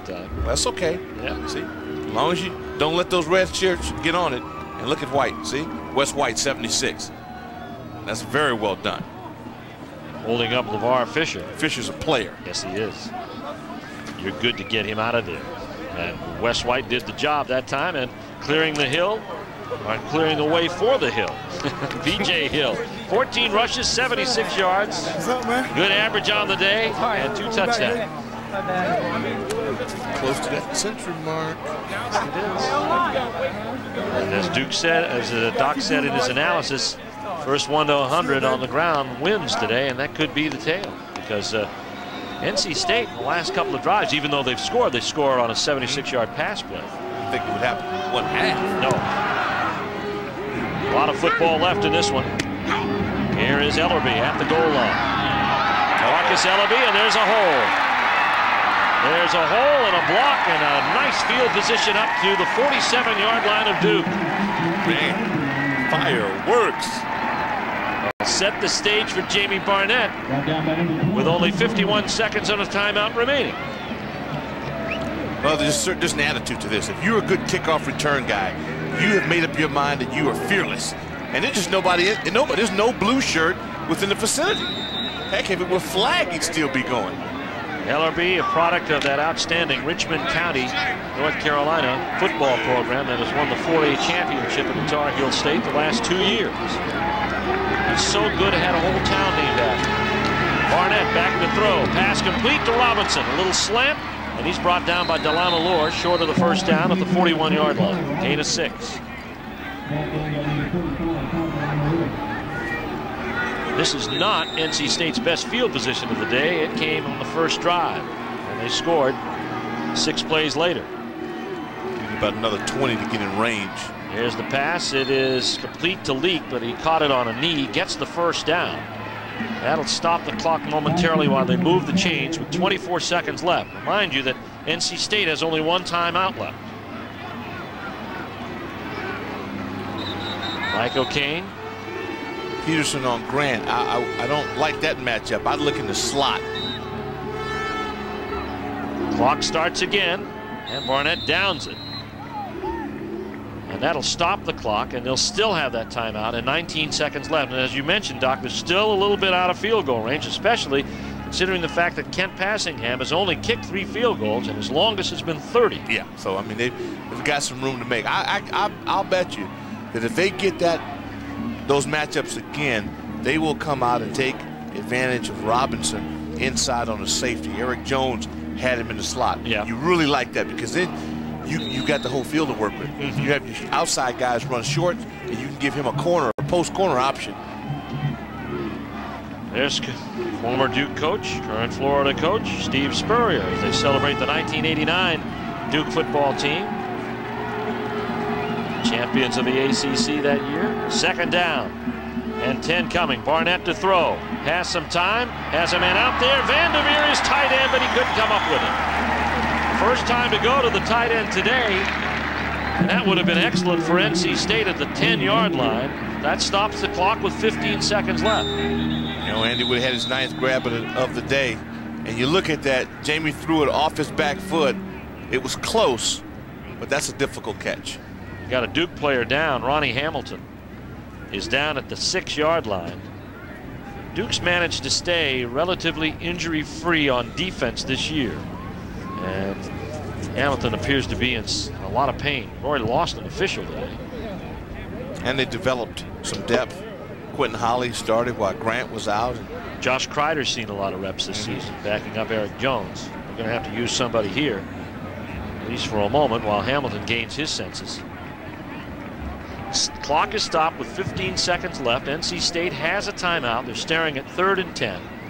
They're well out of field goal range. If Passingham's longest this year is 30, they got to get the ball down to about the 17-yard line to get into that area. They are currently at the 35. Here's Hamilton on his feet, headed to the sideline. Got 3 tackles on the day, and he's broken up a pass. Looks like he'll be back. Sometimes you get kicked in the stomach, get kicked in the back. You just need to catch your breath. Quentin Holly will take his spot in the lineup. Of course, Bobby Trott, the defensive coordinator, will probably put Duke in the pass prevent nickel package here. There's Holly from the Woodlands, Texas. I look right for Holly. Let's see if Michael Kane tries to set up a matchup. Now they've got Robinson out there to that side, and Holly's on him. There you see him. 3rd down and 10. Look for maybe 2 plays here. Barnett back to throw. He's looking right at him. Goes to Robinson in the sun. Couldn't come up with it. 4th down coming. Stops the clock with 10 seconds left. And Bob Trott countered. He had Kendall Knight, his left linebacker, in a deep drop, trying to take away the throwing lane. They didn't hesitate. They went right after it. Yep. And I think Coryn Robinson was disturbed by the sun. He was looking right back at it. Go back. So, Barnett, not a big guy, but he can throw it. Yes, he can. All right. Barnett under center on 4th down and 10. 3-man rush for Duke. Barnett steps out of the pocket. Flare pass goes to Rashawn Spikes, and he's going to be brought down to the 25-yard line, and the clock will run out. Well, no, it's going to stop with 1 second left. You want to take a shot at the end zone. Yep, and they're going to call timeout. Now, this is key for Mike O'Kane. He's at the 25. This would be a 42-yard kick, and he's going to send his field goal unit on. Here comes Kent Passingham, whose longest this season has been 30. And he'll go back, and this will be a... I think Jamie wants to take a shot at the end zone. He's looking at the measurement here. He thinks he's close enough for a first down. Of course, a moot point with 1 second. Yeah, what does that mean? Of course, it was 4th, and that gives up the ball. They've got the first down. That was essential to bring Passingham on the field. So the timeout sticks for NC State. So on 4th down, he gets 10 and gets his field goal unit on the field. Kent Passingham on there for the 30-yard. Actually, this will be at the 25-yard line. Subtract 7, 32, 42 yards for Passingham. You did that without a calculator. I'm impressed. I had enough toes. Dave Burchett, our director, is asking me to do his taxes. At halftime, they're going to be honoring the 1989 Duke football team. Last Duke team to win the ACC championship. And there you see Clarkson Hines, who was the leading all-time receiver in not only Duke, but ACC history. Randy Cuthbert was a key member of that team. He won't be here today. He's coaching a high school team. And their coach, Steve Spurrier, will be here. Here's Kent Passingham. Out of the hold of Scott Yearwood from 42 yards away. Here's the kick. It is long enough. It is no good. Passingham misses. The first half comes to an end, and the Duke Blue Devils stand on top here by a score of 21-14. 2 touchdowns by B.J. Hill, sandwiched around by a pass to Scotty Montgomery. And down on the sidelines with Carl Franks is our Mike Hogwood. Boy, what a typical Duke State game. Great first half offensively for your team. Well, we finally got on track. That first series, again, was bad for us. Fortunately, we came off of that. Now we got to do a better job after we score of covering kickoffs and playing some defense. B.J. Hill running the ball. I'm sure it surprised NC State. He's really carrying the load today. Well, he's finally healthy, and the offensive line's blocking well, and if we can keep that up, we'll have a much better chance. All right, what do you got to do second half? Well, we got to take care of the football. We got to play a little bit better pass defense, and when we score, we can't let them return the kickoff for about 50, 60 yards. Those are the words of Carl Franks, headed to the locker room with his Duke Blue Devils ahead of North Carolina State. We are at halftime. One touchdown separates these two teams. ACC football is being brought to you by John Hancock, worldwide Olympic sponsor, insurance for the unexpected, investment for the opportunities. By Jim Walter Homes, the nation's largest builder of on-your-lot single-family homes. By Advance Auto Parts, the best part is our people. By the new Regal GS5 Buick, official car of the supercharged family. And by Amoco Ultimate. Amoco, you expect more from a leader, and you get it. Halftime on a beautiful day in Durham, and the Duke Blue Devils homestanding lead NC State 21-14. This has the makings of another great game in this series, and over the years they have all been great games, 1 or 2 points separating these teams. When you talk about our Buick Player of the Week, I think the running backs today are both playing pretty good. Rashawn Spikes for NC State, and how about B.J. Hill of the Duke Blue Devils? What a first half he's had, scoring 2 touchdowns. And as you heard Carl Franks say a moment ago, he's finally healthy. When we take a look at the play, we'll look at the score that has put Duke on top just before halftime. Watch number 32 in blue. He is really carrying the mail today. Breaking a tackle, getting into the end zone. B.J. Hill has been a big difference in this football game. Let's take a look at the stats of Mr. Hill, who has seen most of the time at running back today for the Duke Blue Devils. 78 yards in one half, averaging over 5 yards a carry, and as we said a moment ago, 2 Duke touchdowns. He's a big reason the Blue Devils are leading NC State right now by a score of 21-14.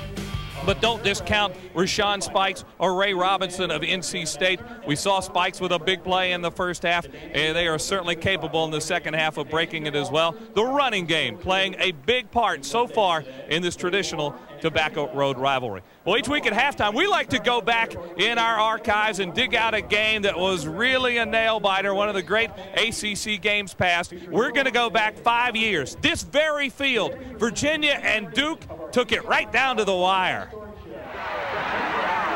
Holy cow! They're going to say no! They're going to say no! Virginia won the football game! Virginia! I don't believe it! It's 1994. Number 13 Virginia visiting number 23 Duke. This game at Wallace Wade was a thriller. Spence Fisher, the leader for Duke. He ran for 2 touchdowns and threw for another score. The Blue Devil defense making big plays all afternoon. Here's sacking Virginia quarterback Mike Groh. Virginia trying to come back in the fourth quarter. 7 minutes left. Simeon Willis at quarterback. He hooks up with Demetrius Allen. 65 yards and a Cavalier touchdown. They went for 2 and made it 28-25. Duke leads. Virginia has one last chance. Time is running out. Willis going for it all. It's off the pass. Duke wins the game 28-25. The victory for Fred Goldsmith's Blue Devils puts them in a bowl game. There you see Steve Spurrier addressing this crowd a moment ago, thanking them for giving him a chance as a coach. He led them to a title in '89. More halftime in a moment. Bell South presents You Call the Play. In 1994, the NC State Wolfpack trailed the Duke Blue Devils 23-17 with less than 6 minutes to go in the game. After 2 unsuccessful rushing attempts on 1st and goal from the 6-yard line, Mike O'Kane has a decision to make. Does he try again to pound it in on the ground, or does he go through the air? You call the play. After a timeout to think things over, Mike O'Kane decides to try and score through the air. Quarterback Terry Harvey rolls left and finds a wide-open Mike Guffey for the touchdown, and the Wolfpack win 24-23. You Call the Play has been a presentation of Bell South. Well, our score at halftime, 21-14, Duke over NC State. And it has been a whale of a first half. There you see that 1989 team being introduced to Clarkson Hines, the superstar on that team. But this was a team that shocked everybody, beat Clemson that year, and went on to tie Virginia as co-champions of the ACC, go on to a bowl game. Well, I can tell you that a breeze has started to pick up down here on the field. It may have some impact as we move towards the second half. We also mentioned that this is just one of many games today involving Atlantic Coast Conference teams. Let's take a look around the ACC, and as we do, the big matchup today that everybody's going to be watching, father versus son. Bobby Bowden's top-ranked Seminoles visit Death Valley and the Clemson Tigers. It's the first ever father-son matchup in Division I college football to be played tonight at 7. It's going to be some ball game. Clemson and Florida State. Other games have North Carolina at Maryland, and UAB visits Grove Stadium to take on the Wake Forest Demon Deacons. Big game today for Wake Forest. It is homecoming for the Deeks. Well, each week also we like to select one play that we think had a major impact on a game. We call it our Domino's Hot Play of the Week. And our play this week happened right here. Hope you saw it on JP Sports. Domino's Hot Play of the Week brought to you by Domino's Pizza and Domino's Heat Wave. Better way to deliver oven-fresh pizza right to your door. This week our play from that Georgia Tech Duke game, it's Sean Gregory's 19-yard touchdown that sent the Yellow Jackets to a 38-31 victory. 1-14 on a nice football Saturday. We will be back with more, but first this word from your local ACC station.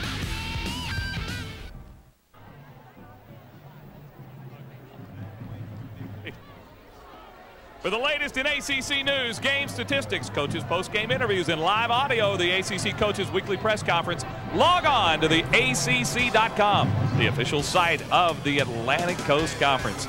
And NC State trying to get its 5th win of the season, but it's not going to be easy. Duke, perhaps the most improved team in the league this year, 21-14 at halftime. The Blue Devils going for their 2nd win of the season. Let's check some other scores out. Time now for our Dodge halftime scoreboard, and as we take a look, it is Georgia all over Kentucky by 3 touchdowns, 2nd quarter.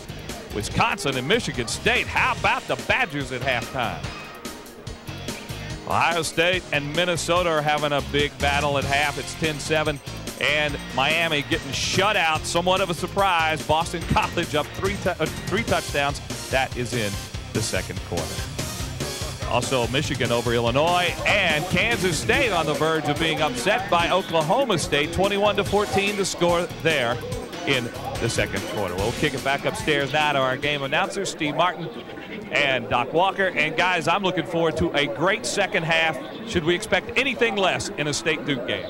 No, we shouldn't, Mike, because as is the case, they're close. There's lots of offense, and we've seen lots of offense so far here in the first half. Have to be really especially impressed with Duke, especially in that second quarter. And I think it all started with Mike Hogwood's open about B.J. Hill and the fact that this kid had a good week of practice. Now he has shown that he backed it up with an outstanding performance in the first half. Well, let's take a look at some of the first half highlights, and we'll show you what we mean. NC State would get up on the scoreboard first, where Sean Spikes would strike. And off to Spikes. He's up. But we talked about the running game, and Spikes is a guy, he's now healthy and very productive. And Duke would not be deterred. They would go to the ground, and B.J. Hill looking at left side of the line. Shows some quickness. And it was tied at 7. Later on, NC State tries to show some razzle-dazzle. Coryn Robinson at quarterback on 4th down, didn't get it. No score there. And then we come back into the second quarter. Look at this catch by Scotty Montgomery. Good catch by Montgomery. Great block by B.J. Hill. And the Wolfpack come right back. This is not intended for 74 yards, but it turned out that way. I don't think he even draw it up that way, but Spikes, the ball in hand, makes a huge play for State. And coming back, it's going to be Duke taking the lead on this 6-yard run by B.J. Hill. Power football. Duke has really shown that they can man up on that offensive line. Well, let's take a look at our first half stats brought to you by Alltel. And we talked about the factor of getting to 100 first on the ground and who's getting better progress in that area. Duke is there at 63. We also time of possession. I really thought they had a bigger lead in that in terms of time with Duke, but NC State has scored quick and held on to the clock. And no turnovers. No turnovers in this game as of yet. One fumble on the first drive. And, of course, they're getting on TV. Everybody's in the act. Hey, and they look much better than we do, don't they? All right, at halftime, 21-14, Duke over NC State. Don't go away. We'll be right back. Today's ACC football telecast is being brought to you by BMW. Visit your local BMW center for a test drive. BMW, the ultimate driving machine. By Domino's Heatwave. Fresh, hot, and delicious Domino's pizza how you like it. By Geico Direct, the sensible alternative. By Bell South Mobility DCS, offering you great value on all digital wireless service with phones by Nokia. By KFC. KFC has 5 new delicious chicken sandwiches. Try the tender roast now for only $1.99. At KFC, we do chicken right. And by Dodge. See the friendly Dodge dealer near you. The second of B.J. Hill's 2 touchdowns. The difference in this one is Duke leads NC State as we head to the third quarter by a score of 21-14. And moments ago, talking with Mike O'Kane was our Mike Hogwood. Mike, what'd you tell the guys at halftime? What do you have to do here? Just got to keep playing. We've got to play better defensively. They've done a good job on us, hit some big plays on us offensively. We've got to become a little more consistent in the running game, just like we thought it's going to be. It's going to be a fight right to the very end, as all these games with Duke are. We just got to continue to play hard. All right, that's the word of Mike O'Kane, getting his team ready for the second half. Thank you very much, Mike Hogwood. Well, we saw the statistics. Duke has been able to move the football on the ground, and defensively, Doc, they have really prevented in the second quarter in particular. NC State got 29 yards on the ground on the first drive. They've only received 8 yards on the ground since then. Yeah, they really got away from the run. And the thing about Duke defensively, when their offense was growing and developing, fumbles, interceptions, tackles for losses, it hurt them. Now they're playing sound, and it's a byproduct. State scored on their first possession, and they gave up on downs near midfield. Forced to punt, scored the touchdown on the 74-yard flat pass, screen pass to Rashawn Spikes, and then missed a 42-yard field goal as time expired on their last possession. Sims Lenhart, who has tied the school record of 59 consecutive point-after touchdowns set by Randy Gardner, is getting set and looks for more work here in the second half. As Duke kicks off, we are underway. Back to get it. It's going to be Marcus Ellerby. He ripped off a nice return last time up. Gets a nice block from Patterson. But Luke Roush is there to bring him down at the 23-yard line. And that's where it's going to be 1st and 10 for NC State. So let's see how the Wolfpack come out here in this first series. Of course, Jamie Barnett, with that touchdown pass to Rashawn Spikes, has moved into a second-place tie with Ben Bennett, as you mentioned, Doc, and Sean Moore, with 55 touchdown passes. This is for a guy who they hoped to turn into a wide receiver or a defensive back, but found he wasn't with them. Barnett on 1st and 10. Play action going off to the sideline to Coryn Robinson. He dodges Kevin Lewis and has some more running room before he's brought down at the 39-yard line and tackled there by Chris Combs. But it's a nice reception and run of about 14 yards. It's easy to take it for granted, but this kid is 6'2". He's 200 pounds. I mean, that's nice. I mean, he concentrates on the ball because Grant could have tipped the ball. And then he's shown he's got some skills to run after the catch. 1st and 10, NC State. Roberts is the fullback. Rashawn Spikes is the tailback behind Jamie Barnett. And this is Spikes. And he gets some nice running room. Brought down by Darius Clark at the 48-yard line. Clark leading tackler for the Duke Blue Devils. There's Barnett. There's his pass distribution. We see a big goose egg right there. We don't like that. No, we don't, do we? But no, we don't. You got to give the big guys a shot. You know, he did have one opportunity. He went out to Vanderveer, and he just missed it in the red area. You know, tight ends have caught half of Jamie Barnett's 9 touchdown passes. Actually, 4 of 8 coming in. Here's a handoff to Spikes. He had some room, and he's close to the 1st down. They needed the 49, and let's see what the spot is going to be. Clouds now blot out the sun. It's going to be cooler here in Durham. It's going to be 3rd down and less than a yard. I bet they mentioned Charlie Porter at halftime. Yeah. Yeah.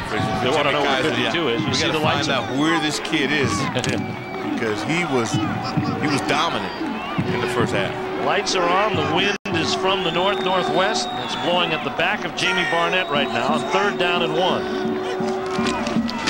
Hand off to the fullback. Actually, that's Rashawn Spikes, and he's thrown for a loss by Chris Combs, who has had at least 6 solo tackles in this game. Speaking of dominance, the standard operating procedure for number 93, Chris Combs.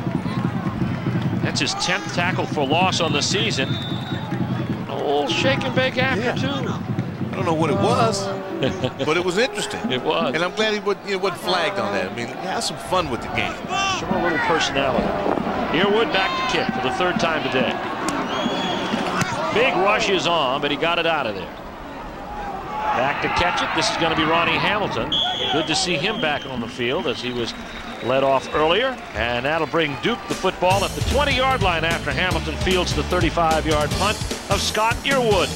Duke has the ball when we come back. You know, our cameramen are among the hardest working in the... Oops, there's Lance. Man. Lance Stewart. Well, they were among the hardest working in the ACC. So that shot. He saves me some of that funnel cake.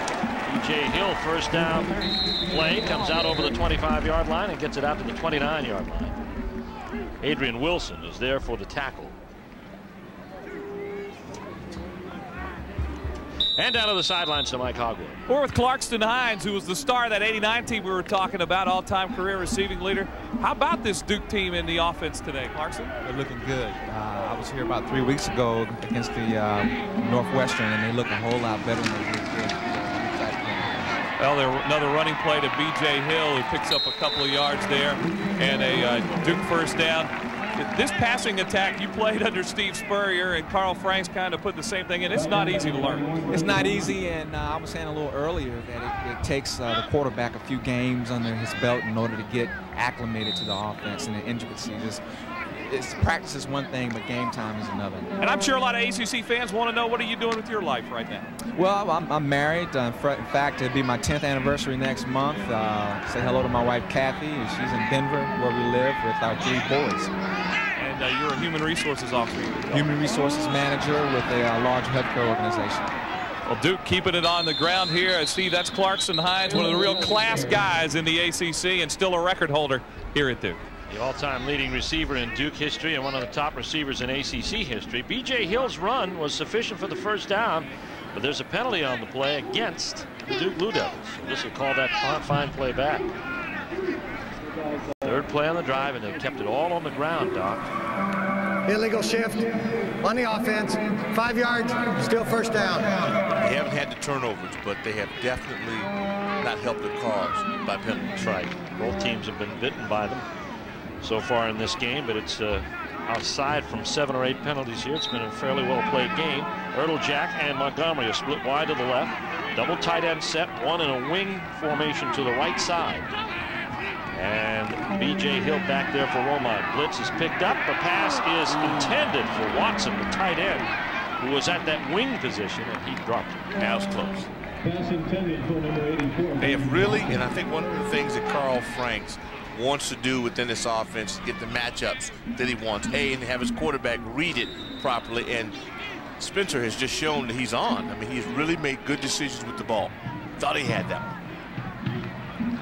Again, the sun not as severe this time around at that angle, but it was up in the eyes of Benjamin Watson. It's second down and 15. Now with your tight ends, you like to keep it around pad level. Here comes a handoff to Hill. Cuts up inside on the left. Gets over the 30 to the 32-yard line. Antonio Barnett. Also Nate Goodson in on the tackle. It's going to be third down and 14, gain of a yard. Was screaming for some sort of penalty. Kyle Moore goes off to the sideline. See, I don't normally tear my shirt off my shoulder pads like this. Something had to happen. This has been a real physical game. That's what I'm impressed with. Now there, nobody wants to go down. Nobody wants to say they lost. Harrison does a pretty good job. Well put. Third down, 13. Duke up by a touchdown. Trying to keep a drive alive here. State showing blitz, but will call back with a 3-man rush. Romine to throw. Pass complete for his tight end. Did he have possession? Yes, he did. Possession. Got it. Yep. But he did not get the first down. He's out at the 38-yard line, so it'll bring up fourth down. It's a gain on the play of about 6, but it's not enough for a first. The possession is questionable. You're right. They call off the blitz. You'd like to hit your big guys in stride so that they can turn up field. Oh. Whew. Yeah, touchy. Fourth down and 7. The punting unit is on. Morton is on to kick. Back to receive, Coryn Robinson. Robinson at the 27. Robinson, shoestring tackle by Fred Harris. What a play by Fred Harris on special teams, the sophomore out of Pine Springs, Minnesota. And Robinson looked like he was going to the races after that 35-yard punt. A 9-yard return and a spectacular tackle to finish it off. And in the third, it's Duke 21-14 over NC State.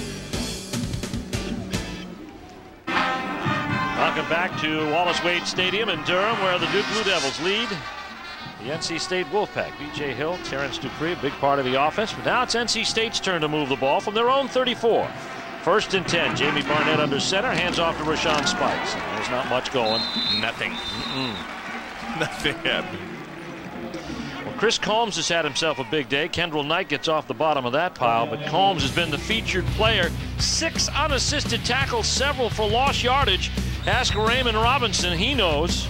And this second play will tell you the truth. Right at the line of scrimmage, Combs could have taken a handoff if he wanted to. And he does a nice little dance at the end. Chris Combs, Outland Trophy candidate, the first they've had since Mike McGee, 2-time All-ACC, 18 quarterback sacks coming in today. Second down and 10. Barnett with Knight in his face, gets rid of it to Spikes, and he's up over the 40-yard line to the 41. You got to respect that pass to Spikes. He got it for 74 yards last time they threw it. You talked about Chris Combs. And the thing that's interesting, even if he doesn't make the play, that time he occupied 2 guys. So he allows his teammates an odd man advantage. And that gave Kendall Knight a chance to get in the face of Jamie Barnett.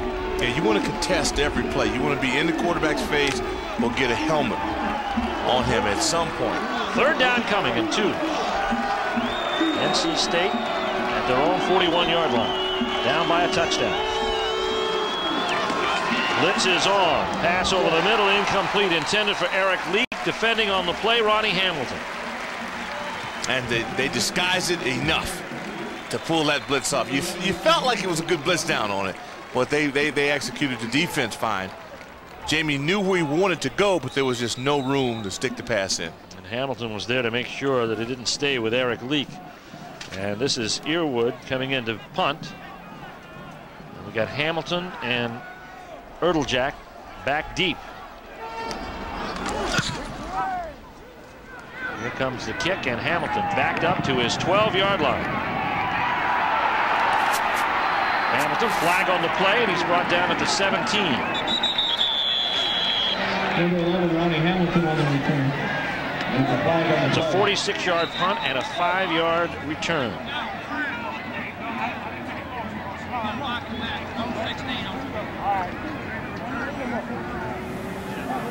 And it's going to be a block in the holding. Yeah, I didn't think it was a block. It was a pretty good block. The key is that rule, rather, head in front. If you keep your helmet in front on the number, you will usually not be called.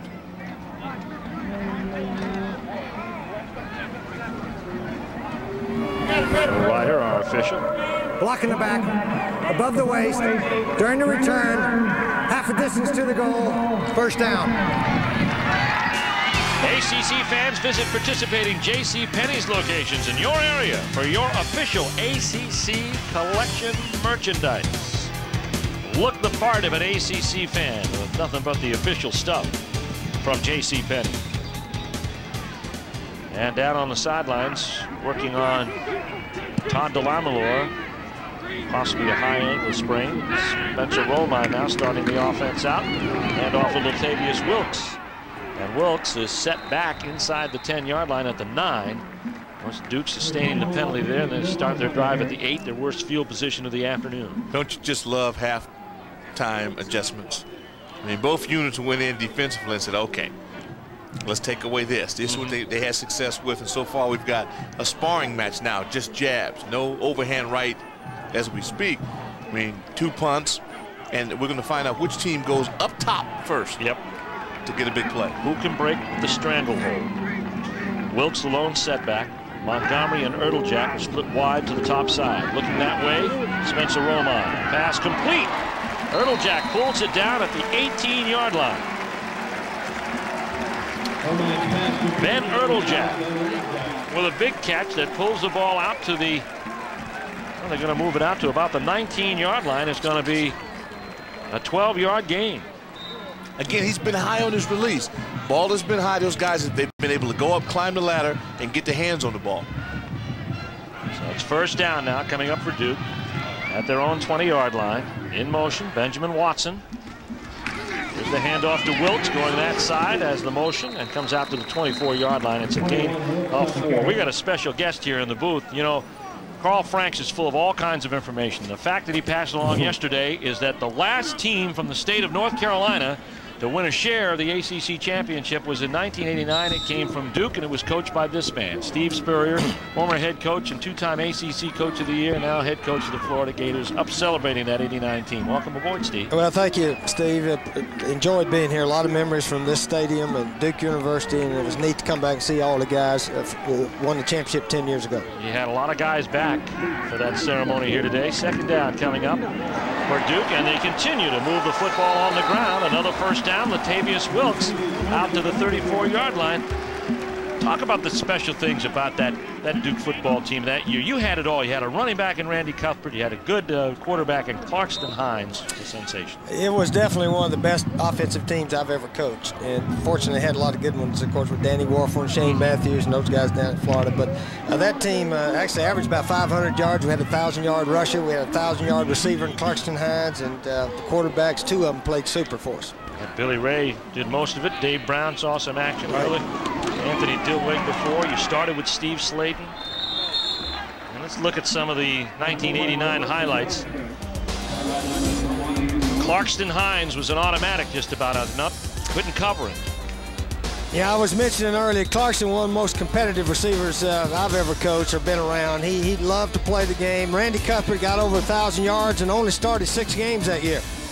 He was plagued by injuries later on in his career, but he got 1,000 yards for you, and 1,000 yards, 2 years later. All right, here was the touchdown, I think, that set the NCAA record at that time, a little corner route against State. You remember all those plays, don't you? Richmond Flowers snares this one for a first down for Duke.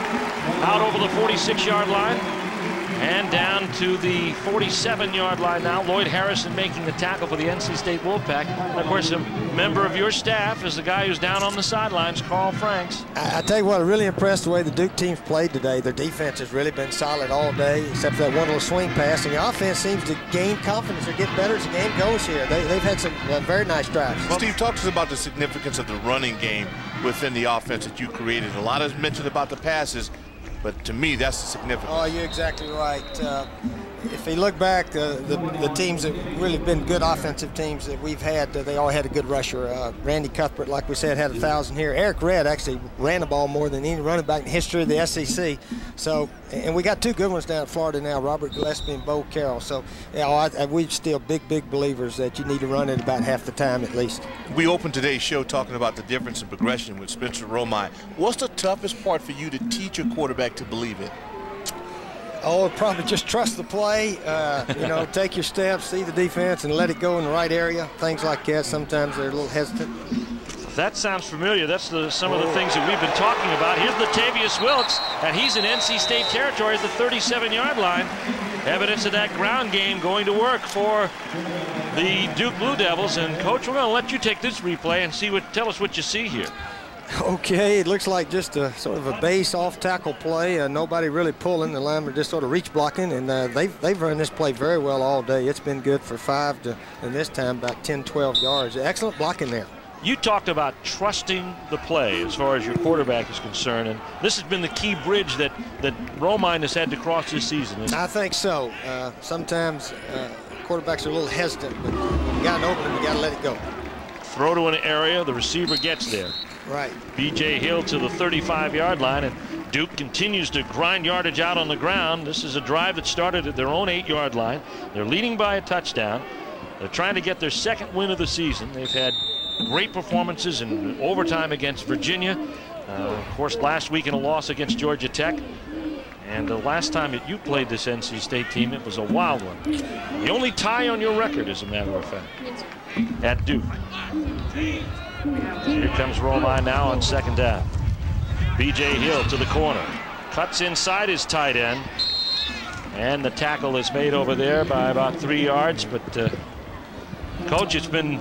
Well, actually, you know, the last game I coached here in Wallace Wade was against NC State in '89, and we were able to beat them 35-26.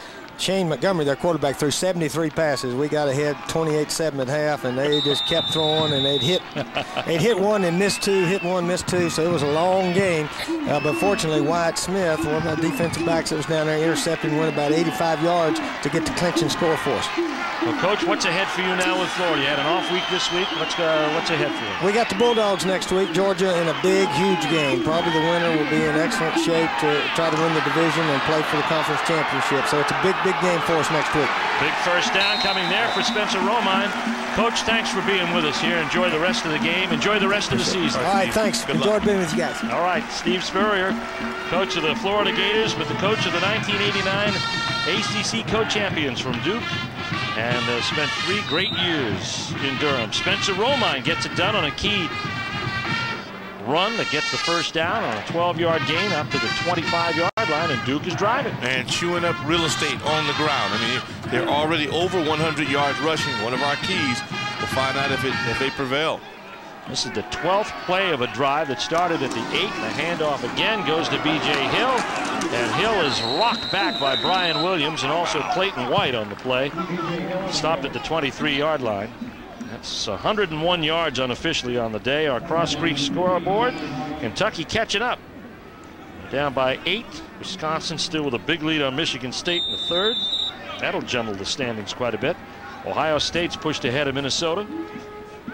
Boston College still pitching a shutout at the Hurricanes in the surprise of the day. And Michigan up by 20 over Illinois. Later today, Maryland hosting North Carolina. Tonight, of course, it is Clemson and Florida State. Romine back to throw. Romine over the middle into the end zone. Riddlejack, but he might have been out of the end zone. One official says touchdown. The other official says he's too far out. He had a leg over the end line, and it's not going to come back. Yeah, he was out. He was out of bounds. And what we've shown with Spencer's been throwing releases high. Yeah. He's had passes, and that time it caught him. Let's see if he follows through on this. And it looks like he does. Maybe he was worried about Brian Williams. Oh, boy, he almost got that foot down. But Brian Williams is when you want to try to avoid. You got to worry about number 29. Let's watch the feet. And close. Close. Very close. Drew some chalk.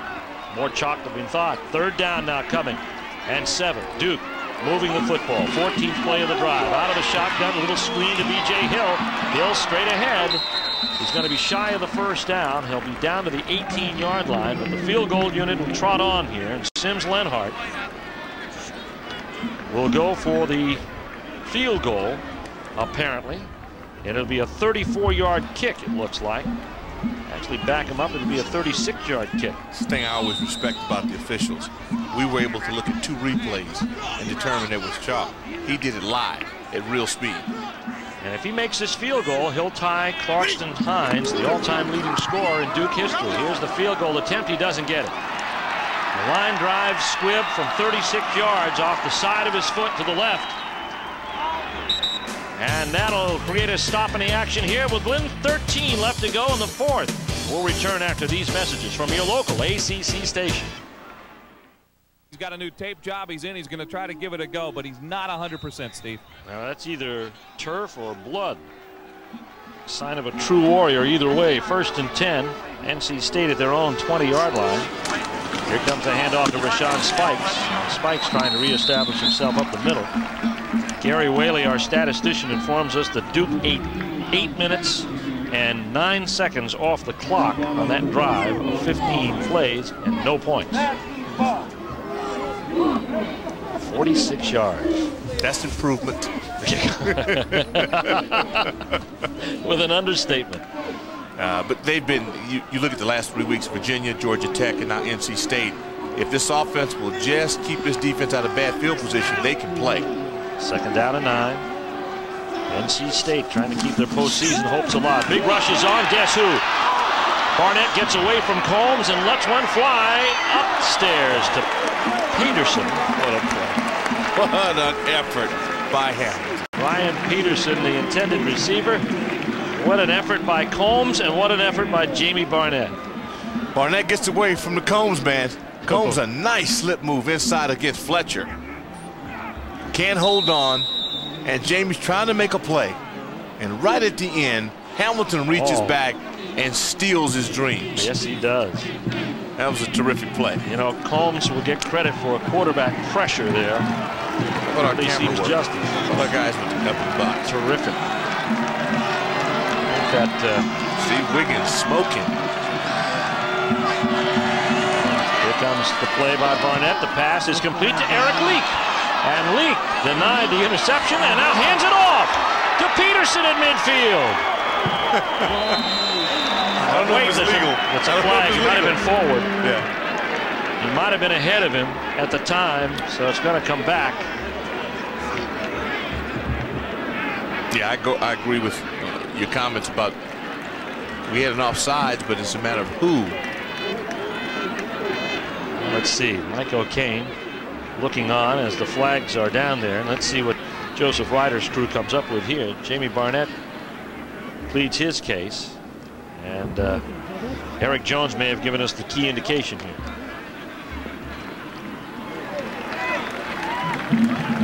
All right, so we had an ineligible receiver downfield on top of double hit. Yeah, an illegal motion. So double trouble for NC State. It looked great, but it'll all come back. Instead of being 1st and 10 at midfield, Wolfpack will be assessed a penalty that'll push them back inside their 20. Try to sort it all out here. As Chris Combs and Charles Porter look it over. Winding down time in the third quarter. Duke has had the football for a huge amount of time in this quarter, over half. Jamie Barnett waiting for the official call. He's going to try to figure out where he's going to start this next play from.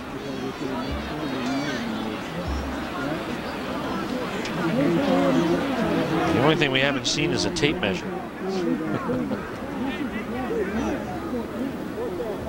This really aids Duke. I mean, could you slow an offense down, take momentum away? Illegal forward handing on the offense. 5 yards, loss of down, 4th down. So loss of down is crucial. That brings the punting unit on. Michael Cain's offense is going to be slowed down. Boy, that's ugly. And you hit a nice blitz. I mean, that was very well done against Lamar Grant. Now let's watch the hand up. Yep. Slightly ahead, but that. And Peterson was only too glad to accept. 4th down and about 1. And so NC State will kick it away. Yearwood. Big rush is on. He gets it out of there. Hamilton calls for the fair catch at the 35-yard line with 3 seconds left in the third quarter. Here's another look at our Bank of America ACC Salute to Excellence question. And our question was, which former ACC quarterback is the all-time leader in most passes completed and intercepted? I mean, caught a lot. Not necessarily by his own team in the single season. The answer? Ben Bennett of Duke. Bennett's 300 completions in 1983 remains an ACC single-season record, as does his 25 interceptions thrown in 1980. As you look at Ben Bennett, who is a career all-time leading passer in ACC history. And you can see why. 9,614 yards. Jamie Barnett stands about 1,500 yards away from Bennett, but he threw him in all directions at Duke in the early 80s for the Blue Devils and set records that still are standards today, and he's on the Duke staff as the quarterback's coach. Latavius Wilkes on 1st and 10 tries to turn it upfield. He's knocked down at the 37-yard line. Adrian Wilson is there with Clint Johnson. This is the time in the game, Steve-O, that I believe you have to have that interception or that fumble to turn it around. Yeah, it looks like it's going to be that way. Duke up by a touchdown as we take the turn into the 4th at Wallace Wade Stadium. Stay with us.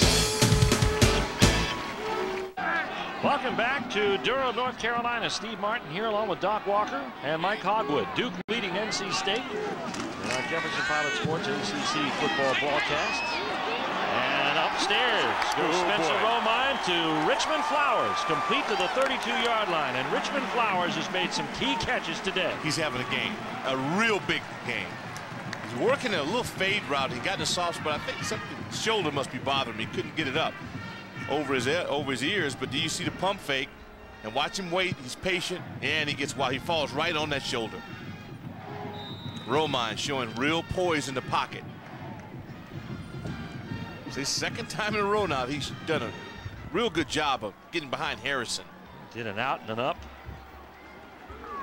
1st and 10, 30-yard pass reception to Richmond Flowers, who's had 3 big pass receptions today. Hand off Latavius Wilkes. Turns the corner, brought down by Nate Goodson. Not much gain. And in fact, probably a loss on the play of a yard as we look at our KFC stats through 3 quarters of play. And there's the magic number. We said the first team to 100 wins. And Duke has achieved it.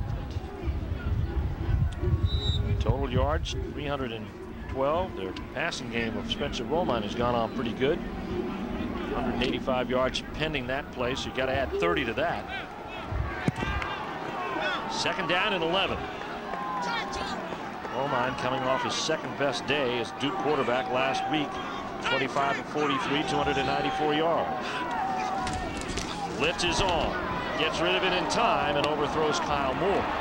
But Clayton White was moving hard, and a flag is down in the vicinity of Spencer Romine. It might have been a blow to the head because Clayton, I thought he got there in proper time. I mean, it was a blitz backside.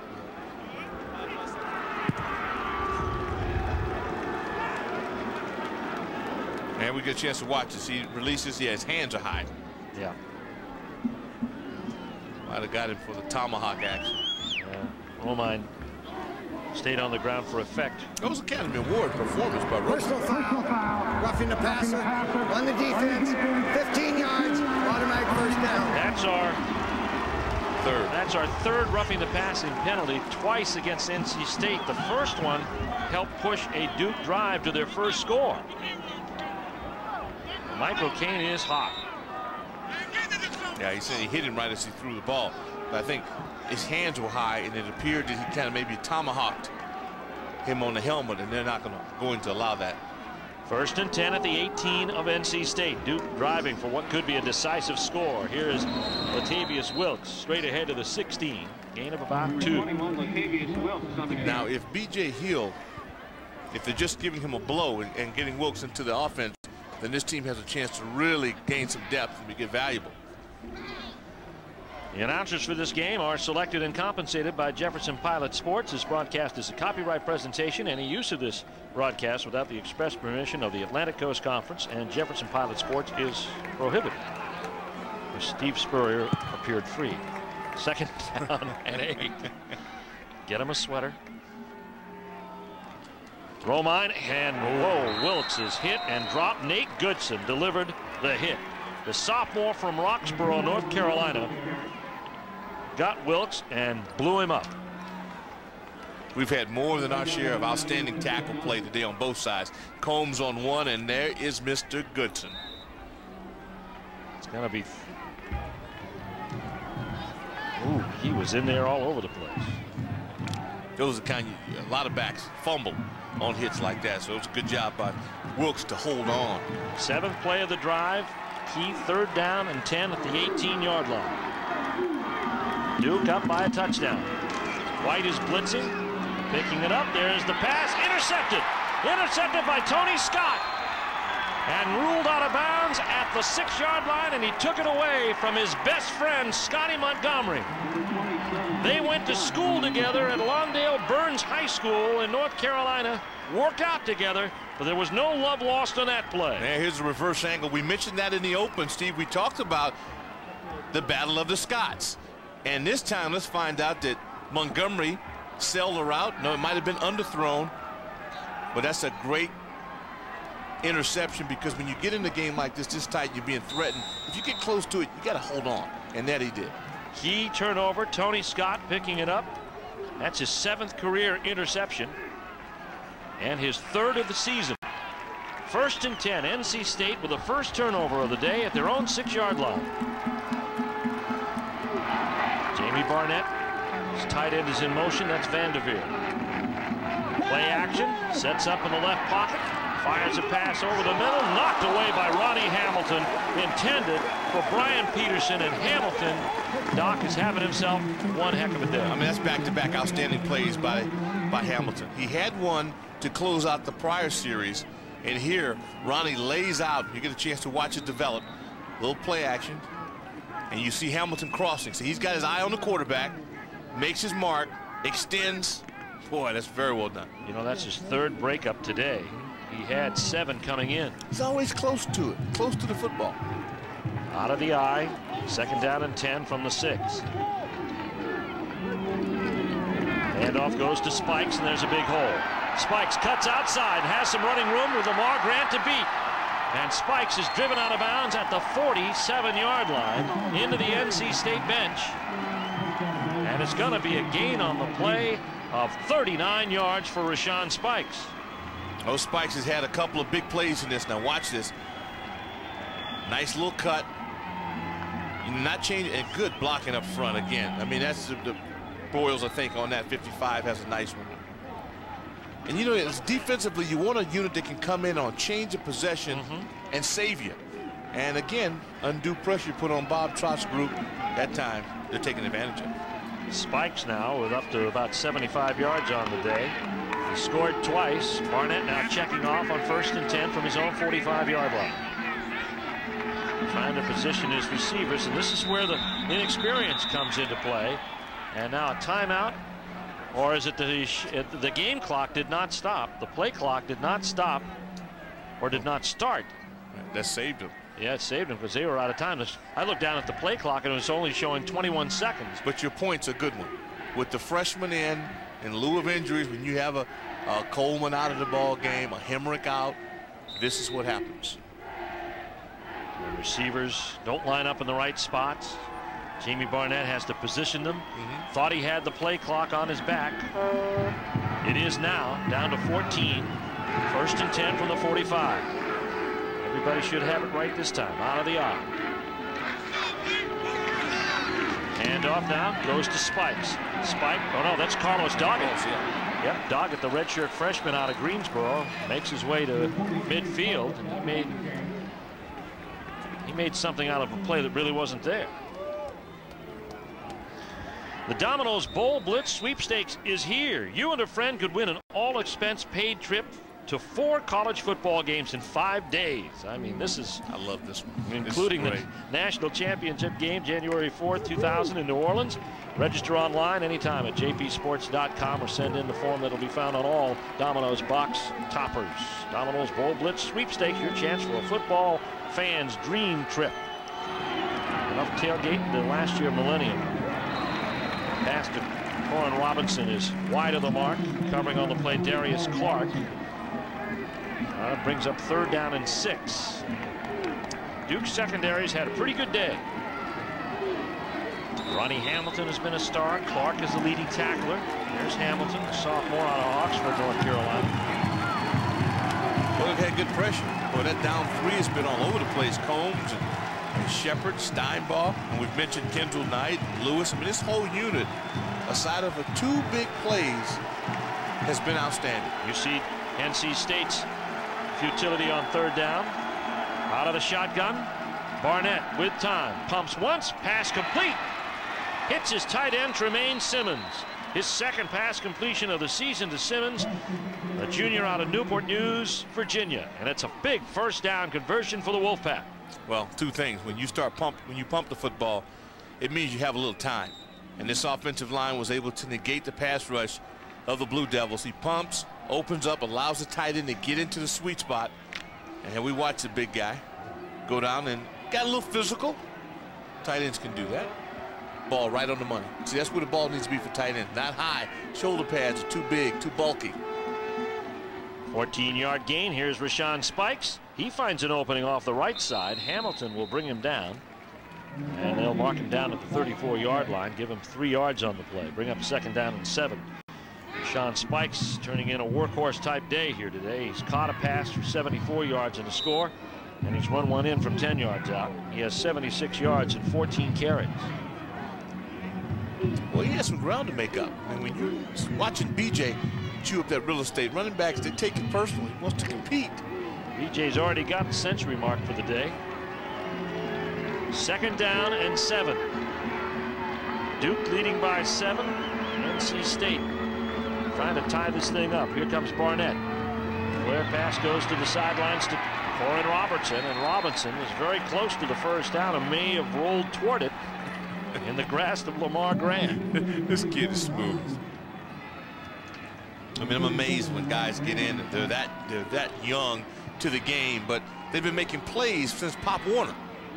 You know, and he just has a good feel for what's going on, and he's not timid. He was a running back in high school out of South Point High School in Belmont, North Carolina, which is just west of Charlotte, North Carolina. 1st and 10. NC State at the Duke 27. Spikes straight ahead and falls to the 22. It's a gain of 4. Speaking of Charlotte, how about the Hornets? Okay. Promising? Oh, come on, you're downplaying it now. That means they're very good. Okay. I'm trying to low key them. Everybody's kind of talking them up. But they got 2 of everything. We have Bruin. That's the most important. Yes, we do. Yes, we do. Nice rookie in Baron Davis. 2nd down and 6 at the 22 of Duke. NC State with the football. Barnett hands off to Carlos Doggett. And Doggett breaks the 20. DeLamelore there to make the stop. He'll be shy of the 1st down as he works his way to the 19. He had a cutback. He had a nice little cutback that he just didn't pick it up. Let's take a look at the little ground grudge match we have going on. NC State now close to the century mark. Duke at 126 on the ground. But Doc's point was first one. We shall see. 3rd down and 3. NC State trailing by a touchdown. 10th play of their drive. It started at their own 6 following the interception. Here's the handoff. Spikes straight ahead. Oh, it's going to be close. Kevin Lewis in there on the stop. He might have surged at the end. And oh, that's going to be razor close. Or is it? He needs the 16 to be sure, and they're right between the 16 and the 17, and he's going to call for a measure. Charlie Porter was somewhere around the point of attack yet again.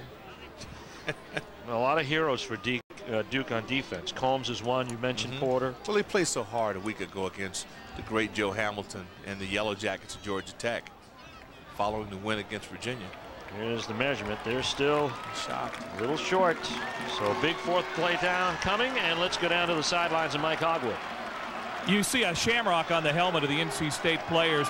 That's in honor of Coach Steve Robertson, who passed away this summer, and an assistant coach for many years here at NC State. He loved to collect 4-leaf clovers. There's a shamrock painted on the field at Carter Finley Stadium this season. Steve Robertson was brought over by Dick Sheridan from Furman. Long-time aide to him. 4th and inches for Jamie Barnett and the NC State Wolfpack. Robertson spikes are set up in the eye. It's number 77 white. And there's the handoff. It's going to be Barnett keeping on his own, and he gets to the 15, and he has the 1st down for the Wolfpack. So a big 1st down for Jamie Barnett and the Wolfpack. And it keeps the drive moving at the 15-yard line. Offensive players love it. They always want to go for it. They don't always get it, but every guy in that huddle usually wants to go for it. You mentioned John Fletcher, 316-pound 5th-year senior out of Waterbury, Connecticut. That's why I mentioned him. He's a triple major. Can you imagine that? Here comes Spikes on the handoff. And Chris Combs gets the shoestring tackle at the 12. Went around the block and still made the play. That's quickness. Well, your source of sports on the internet quickly is jpsports.com. And it's now online. Each week we'll bring you previews of our upcoming telecasts, in-depth coverage of the ACC. For the inside scoop, you log on to jpsports.com.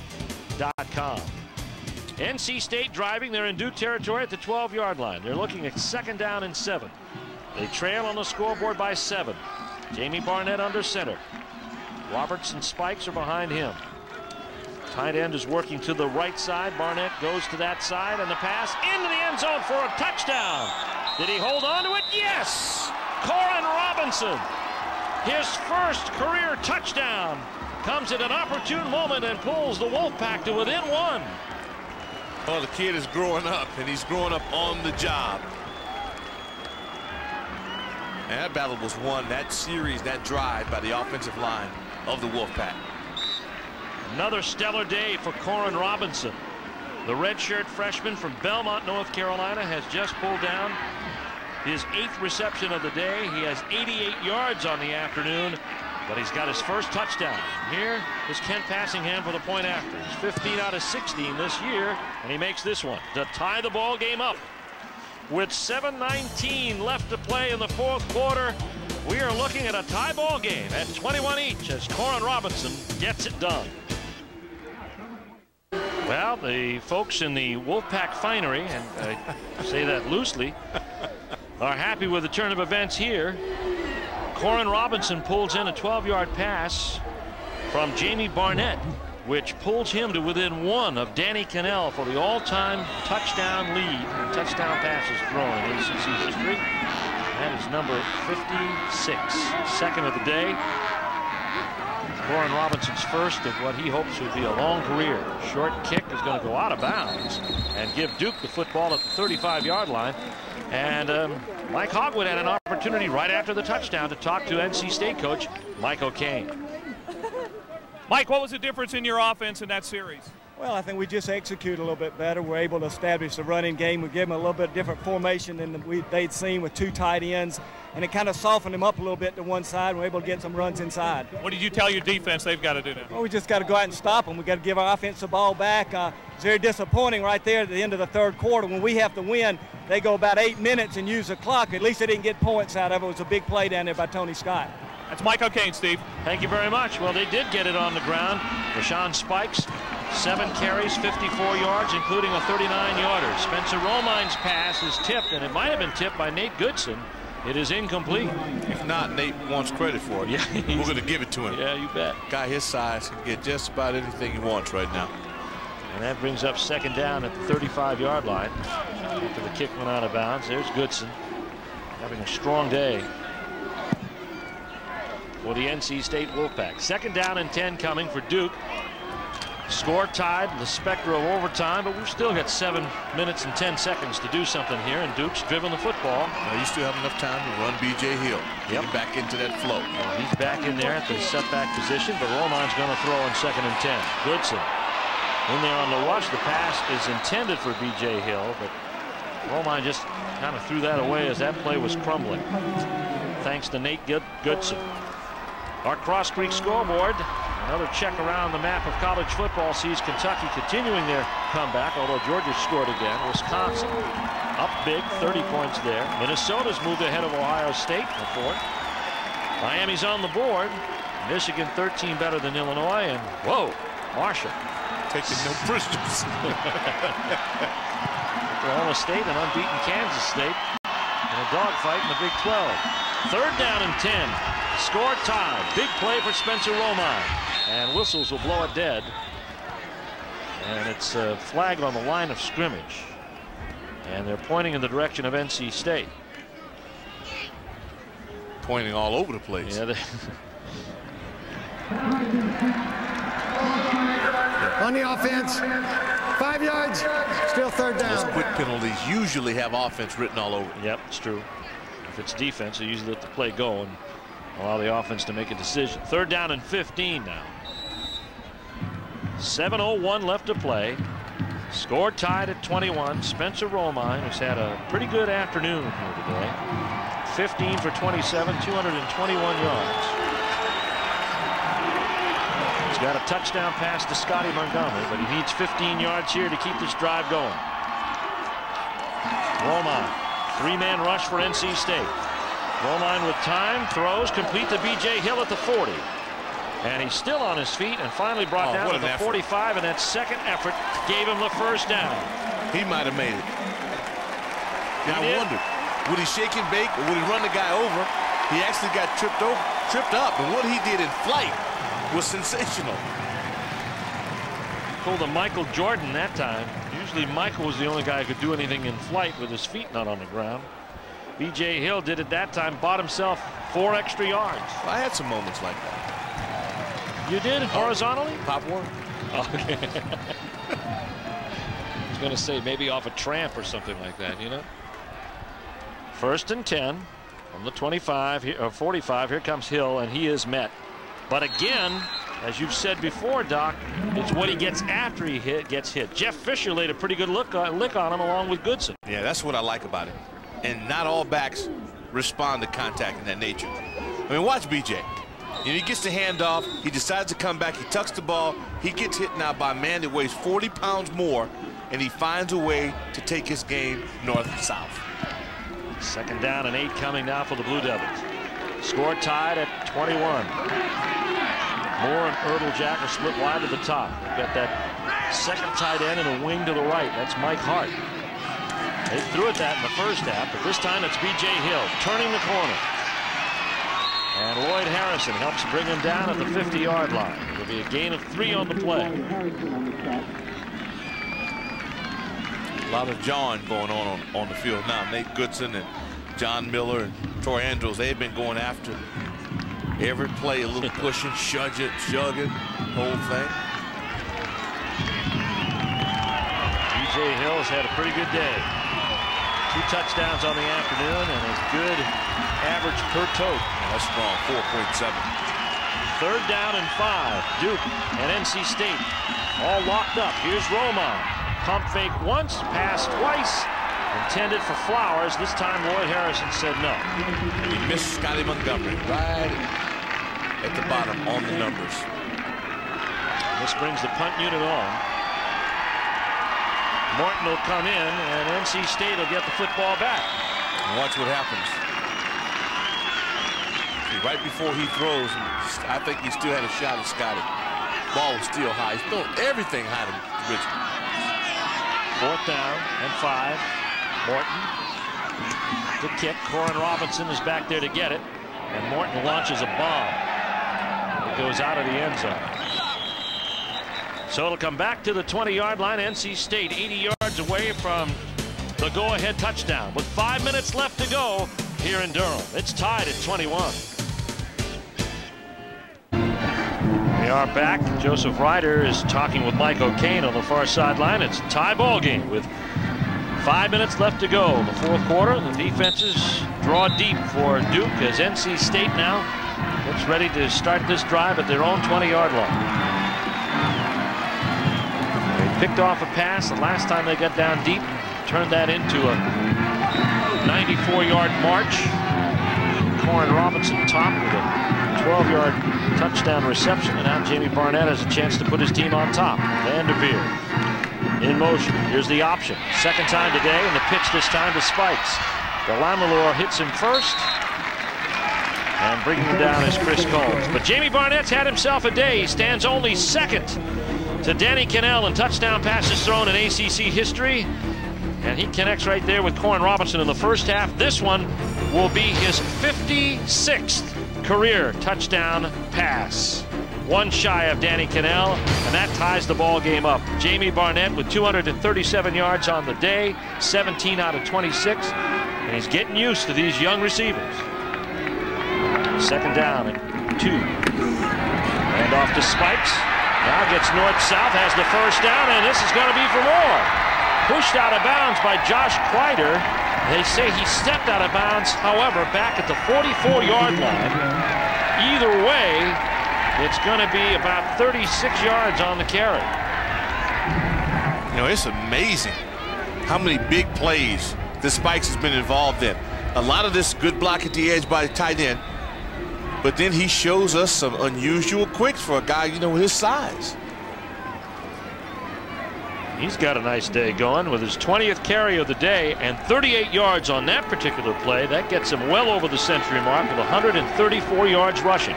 2 touchdowns, 1 in the air, 1 on the ground. 4:13 left. NC State with the ball, driving. Carlos Doggett behind Jarvis Baum, and everybody snuck inside and trying to strip the ball there is Gannon Shepard. Todd Delamalore also helped out. Doggett, a redshirt freshman from Greensboro, North Carolina. That brings up 2nd down on no gain. There's that Duke defense. There's Todd Delamalore. His dad, Joe, is a tight ends coach. He's a 6-time All-Pro player with the Buffalo Bills. And when your dad is Joe Delamalore, you just get an injury, you spit on it, tape it up, and get back on the field. You can't not go back and then go home and say, Dad, I was hurt. Barnett play action.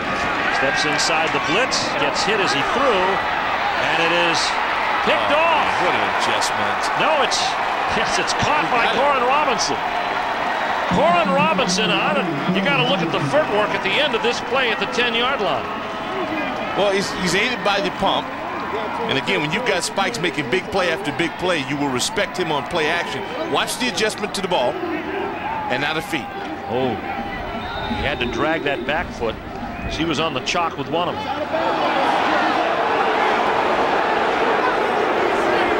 You know, he was under tremendous pressure on that. A lot of that may be ruled in that he was pushed out. 33 yards on the play down to the 10-yard line. 1st and goal inside the 10 for NC State. Hand off to Spikes. Spikes headed to the corner. Jones hits it at the 7. He had support from Darius Clark and Kevin Lewis had he missed, but a good open field tackle in space by Eric Jones. And EJ showed some speed too. I mean, Eric had to make up some ground, had a nice angle, and worked it out for the play.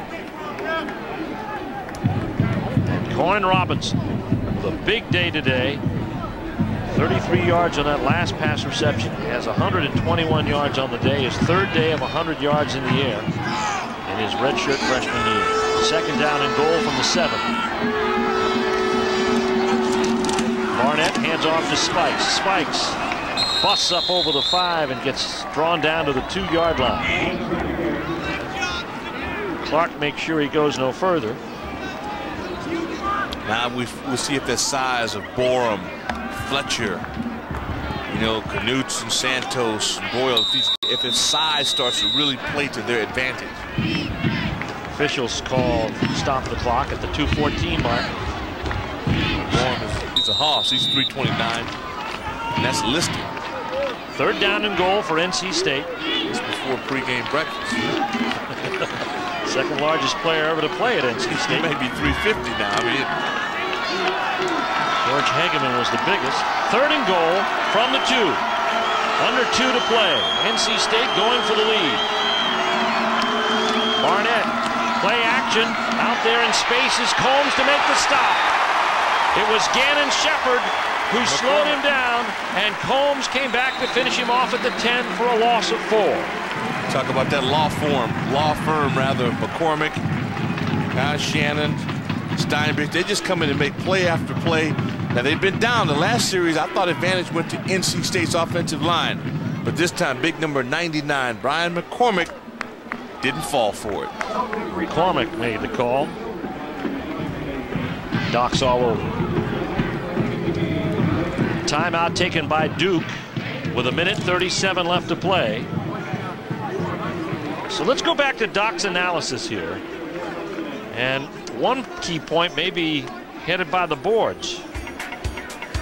Doc's analysis, we talked about Duke taking control of this game early. They were tied after the first quarter. First team to 100 wins. Well, NC State has more yardage, but Duke crossed the century mark first. And the Battle of the Scots.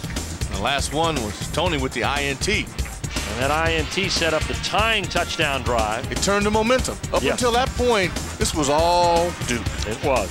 It's all Duke. And now on 4th down and goal, NC State is going to line up in field goal formation. Kent Passingham, who was 0 for 3 last year and had his job taken by a walk-on, Dan Deskovich, is 3 for 4 this year and 0 for 1 today from 42. This is from 27. His longest this year has been 30. Scott Earwood is the holder. Kick is up, and it is good. And NC State steps out in front.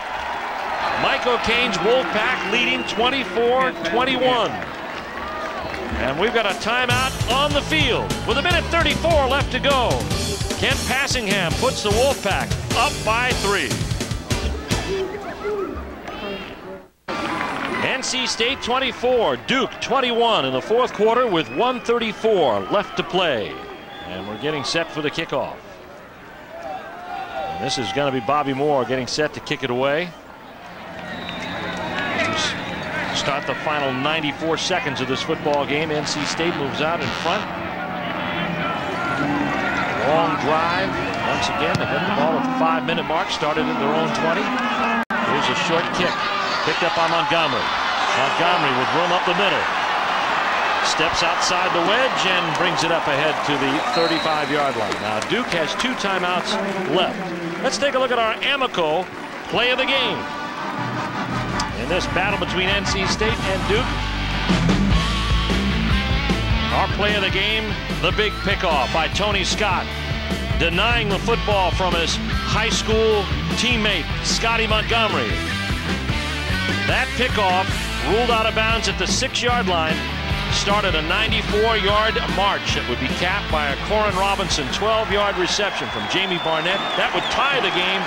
And of course, NC State on their next time down with the ball would take the lead on the Kent Passingham field goal. Wollmeyer ducks inside pressure. Now is going to be captured. No, he's still out of there. Clint Johnson can't finish the job, and now he does. Tony Scott helps out. Clint Johnson had 3 shots at him and finally got him on the 3rd. Courageous effort by Romine. He's competing, but you're tearing up clock. And at some point, you have to surrender and reload. At this point, he avoids it right out of the blocks. That's 2 shots. That could have been a fumble, probably should have been. And at this point, Spencer's got to look and locate. There's nobody there. Go down. And that stops the clock with 1:11 as Duke burns another timeout. Gives us an opportunity to honor our Texas Pete players of the game. For NC State, what a day for Coryn Robinson. A touchdown and 9 receptions, 119 yards. It was a tough choice between him and Rashawn Spikes, who's over 130 yards on the day with 2 touchdowns. But Robinson had some game-saving plays and some dynamic plays on offense. And, of course, B.J. Hill for the Duke Blue Devils. Well, I think we went with youth, a degree of difficulty. Exactly. The Spikes has had big days. This kid comes out today at the wideout spot when they're in dire need of some help at that position, and all Coryn does, you know, is play like Holt did a year ago. And we didn't want anybody to sit there and say that we just favor the running back. The running back, yeah. Right. We get a little guys play every once in a while. Spencer Romine comes out faced with second and 18. 1:11 left on the clock. He's trails by 3. Dupree might be a good option for him. Romine with 1 single setback. 3-man rush, steps up inside it, passes. It is complete to Dupree. And Dupree is forced out of bounds by Marcel Huff at the 40-yard line, as Doc called it. 13 yards upfield, stops the clock with 1:03 left. You're amazed by that, aren't you? No, I'm not. No, I've seen you do it before. Not going to Atlantic City with you, not doing any of the above. Do not gamble. There's the timeout situation. NC State a full complement. They don't need to use it. Duke needs it. And they need to use the clock judiciously with only 1 timeout left. 3rd down 5. Ertlejack. Sprinting to the right. Pass is over Ertlejack's head and out of bounds. I think Spencer saw nothing there, and he said this one belongs to the crowd. And that's a good move. I mean, the 2 guys that have made plays for him in this situation are Ertlejack, you know, and they've gone to tight end Terrence Dupree. But look at this. I mean, this says it all. Talk about rivalry. NC State has won 8 of the last 9 between these 2. But as you can see there have been close calls. There's been a lot of offense. Last year's was a nail-biter. Deskovich with a field goal made the difference. Right now, 4th down and 5, and it's all on the line for Duke. They need 5 to keep this drive alive. Here's Romine, back to throw, has some time.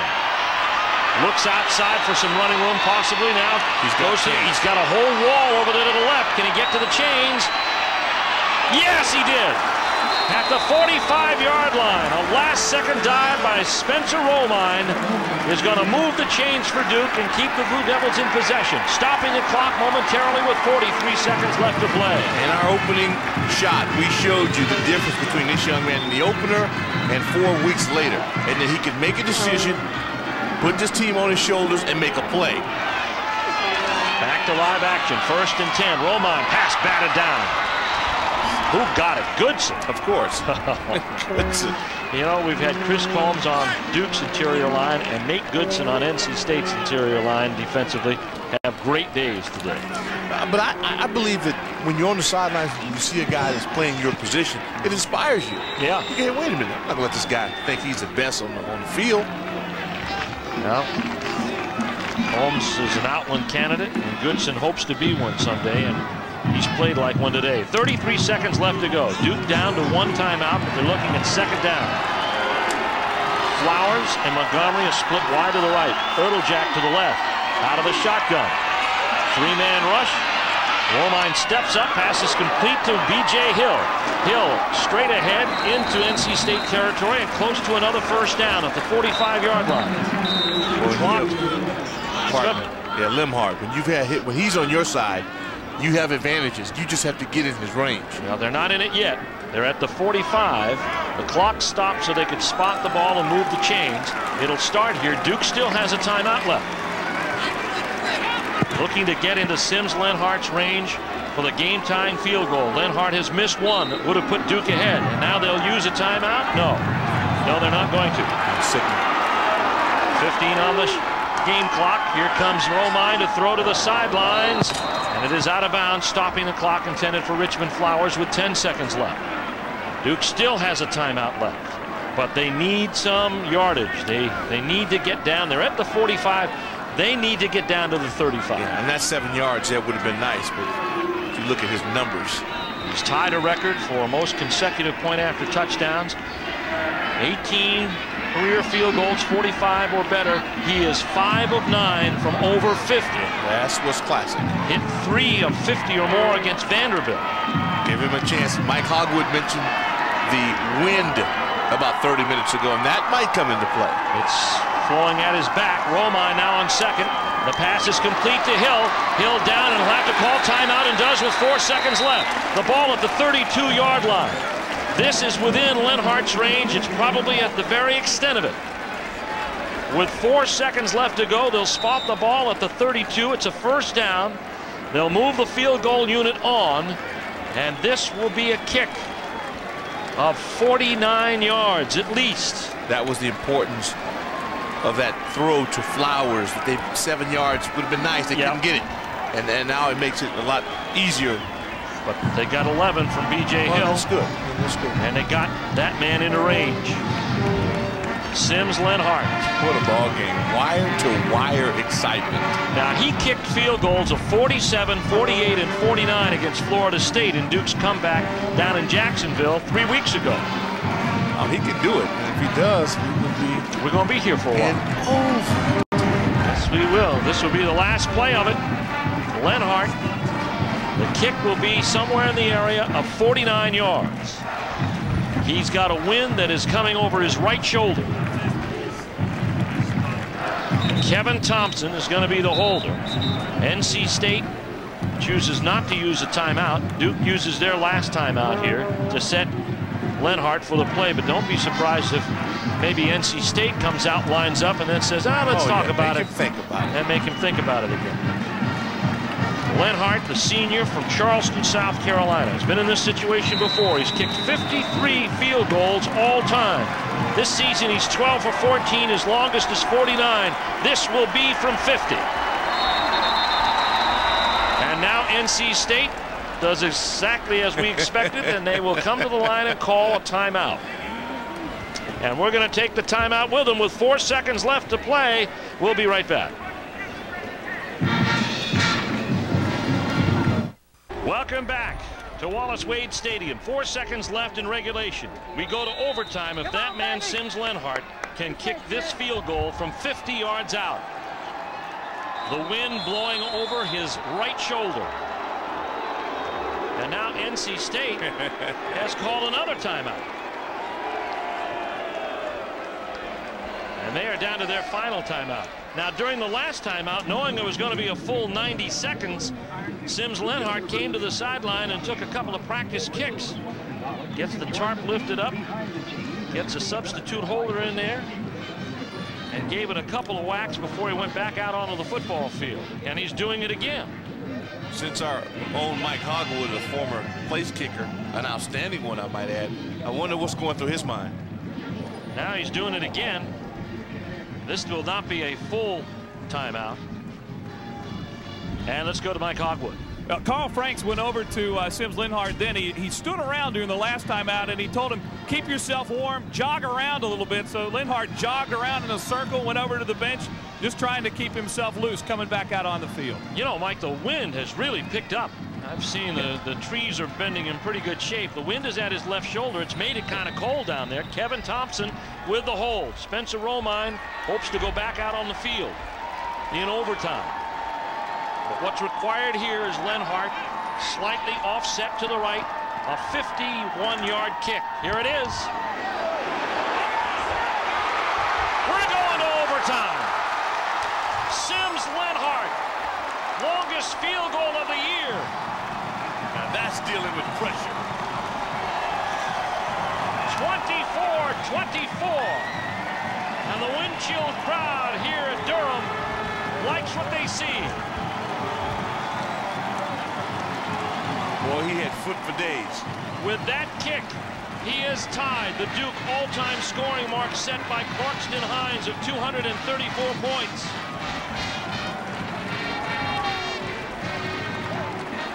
Sims Lenhart, the senior from Charleston, South Carolina. Snap is good, good hold. The pressure doesn't exist for NC State.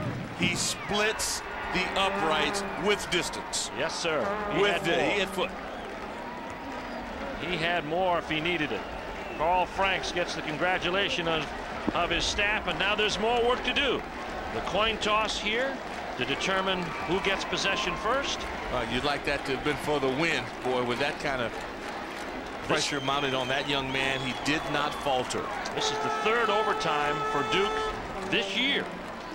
They lost to Northwestern. They beat Virginia, and now they're set up here. And they've been in overtime several times this year, 4 overtimes in the last 3 seasons. So if anybody knows what this tiebreaker is all about, it's the Duke Blue Devils. As we get set for the captains to come to midfield and make the determination here. Well, we go back to that Northwestern game, and Scotty Montgomery, for all practical purposes, made a catch that was just in spectacular fashion. All right, here are the rules. The coin toss, each team gets a possession from the 25-yard line. The defense can return the turnover for a score. Now, after the third overtime, the teams must go for the 2-point conversion. So they up the ante after 3. Most I've ever seen is 10. Okay, man, listen up now. Here's the way it works. Your choices will be offense, defense, or which end of the field you want to play, okay? You're the visitors here. We'll have the same coin, heads and tails. Heads and tails. Who's going to talk to this team? We're going to call it. You will? Okay, call it while it's in the air, please. Call it now, please. Tails. Tails. It is a head. It is your choice. Defense. You want defense? Which end of the field you want to play? You want to play at this end, okay? All right, Duke won the toss. As you saw Joseph Ryder say, win the toss, and they elect to defend. You want the other team to have the ball first. So NC State will have the football first with a wind at their back. Sims Lenhart, the hero, 50-yard field goal. We're in overtime. ACC football is brought to you by Dodge. See the friendly Dodge dealer near you. By Bell South Mobility DCS, offering you great value on all digital wireless service with phones by Nokia. By Geico Direct, the sensible alternative. By Bank of America. By Domino's Heatwave, fresh, hot, and delicious Domino's pizza how you like it. By Bell South, the official telecommunications company of the ACC. And by BMW. Visit your local BMW center for a test drive. BMW, the ultimate driving machine. Well, we see some headwear on the Duke sidelines. And there's a pretty good crowd here today as they celebrated the homecoming of the 1989 ACC co-champions. And they're seeing a great football game that now has moved into overtime. NC State with the ball first. Welcome to Durham. If you just joined us, Steve Martin, Doc Walker, and Mike Hogwood. Here for an epic, another continuing epic in this historic rivalry between NC State and Duke. Jamie Barnett, who's been fabulous today. To Rashawn Spikes, he puts the ball on the ground, but it's picked up by Jarvis Borum. Gets down to the 22-yard line. It'll be a gain of 3. 24-24 in overtime. Duke's third journey there this year. And you go to Spikes because Spikes has put you in a position, A, to close the cushion on this, but that was a rough one. That's really a good play defensively to knock that ball right out. Second down, about 7. Out of the shotgun, Jamie Barnett. 4-man rush, pass is complete to Coryn Robinson, and Coryn centers the ball for the first down at the 12-yard line. Todd DeLamalorian on the tackle, along with Darius Clark. Jamie Barnett has really, I think he's found himself a receiver, Doc. Yeah, and he's also found a rhythm because he's got a running back that can take some pressure off of him. And with the exception of going to the tight end today, he's been able to move the ball around. And you see Coach O'Kane Well, it takes a lot of nerves to coach. You're over all these emotional swings. 10 catches for Robinson on the day, 132 yards, and a touchdown. Here comes a handoff to Spikes. Spikes has some running room and is dragged down at the 5-yard line. Now, I've talked a lot about the size differential with NC State, big hosses up front, and the quickness of Duke. To this point, it hasn't been glaring. The longer the game goes, it might have a factor.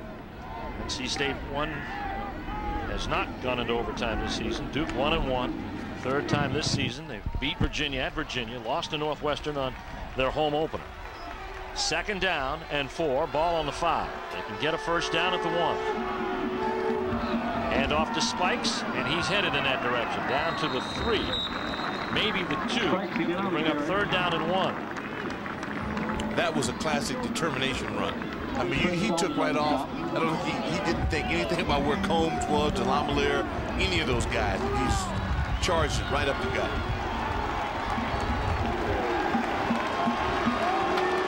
Third down and a long 2 at the 3-yard line. They need the one for the first down. Coryn Robinson split wide out to the left. He's the only split end. Double tight end set. Handoff Spikes. And he's down close to the 1. He's very close to the first down.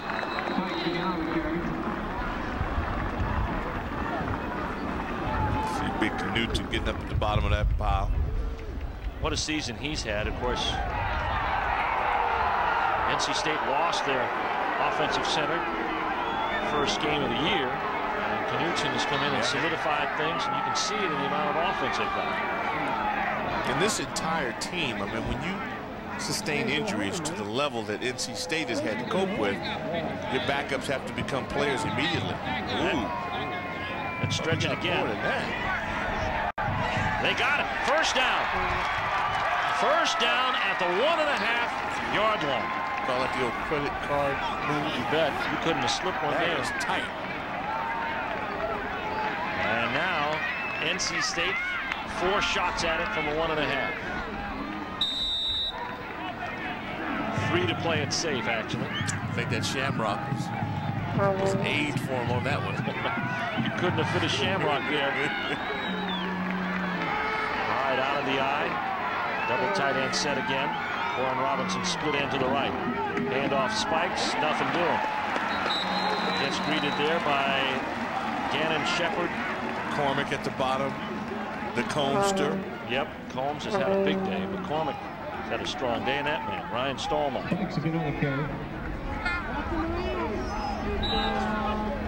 Duke gets everybody in at the point of attack. Well, watch the blue shirts. See, they're all over the place. They have reestablished the line of scrimmage in a big way. Real close there. You don't want to face Mats. Loss of a yard to the 3. Good time for freeze option here. 2nd and goal. Barnett now with both ends tight. 3 men in the backfield. Jackson there with him. Roshan Spikes. And there's flags flying to stop the play. And it could be coming up against NC State. Prior to the snap. False start. On the offense. Right side. O-line. Got impatient. But you know, with a guy like Jamie Barnett, moving him back 5 yards increases some of the options that he can throw at. Good point. Very good point. Let's see if we can see the movement. Oh, they got off the ball. They got off the ball there.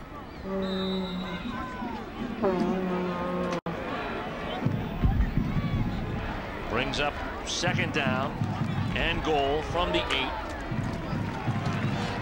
Now they've got Peterson split to the left side, Robinson to the right side. Barnett out of the shotgun. Vanderveer, the wing, is in motion. Here comes Barnett. Back to throw. No, he's going to run it. Barnett up the middle. Barnett, touchdown, NC State. You called it. Give him more room. It works to his advantage. He's more of a trouble to handle inside the 10-yard line. And Jamie Barnett puts NC State up in overtime. This is my favorite angle. I love this. We get a chance to take it right on your living room couch. Untouched. Ooh, nice block by Vanderveer, tight end. Vanderveer, they didn't give him any passes, but he has been head knocking all afternoon long. Passingham for the point after. Kick is up, and it is good. NC State in the lead here by a score of 31-24 in overtime. And now it's time to look at our BMW Ultimate Drive of the game, brought to you by BMW, the ultimate driving machine. And the ultimate drive was capped by the ultimate kick from Sims Lenhart of 51 yards. A 50-yarder actually by Lenhart, 4 yards short of his career high, but it ties it and sends it into overtime. That capped the ultimate drive of the game. He might have pushed that 60. He did. I mean, he kicked that ball very well. He exploded.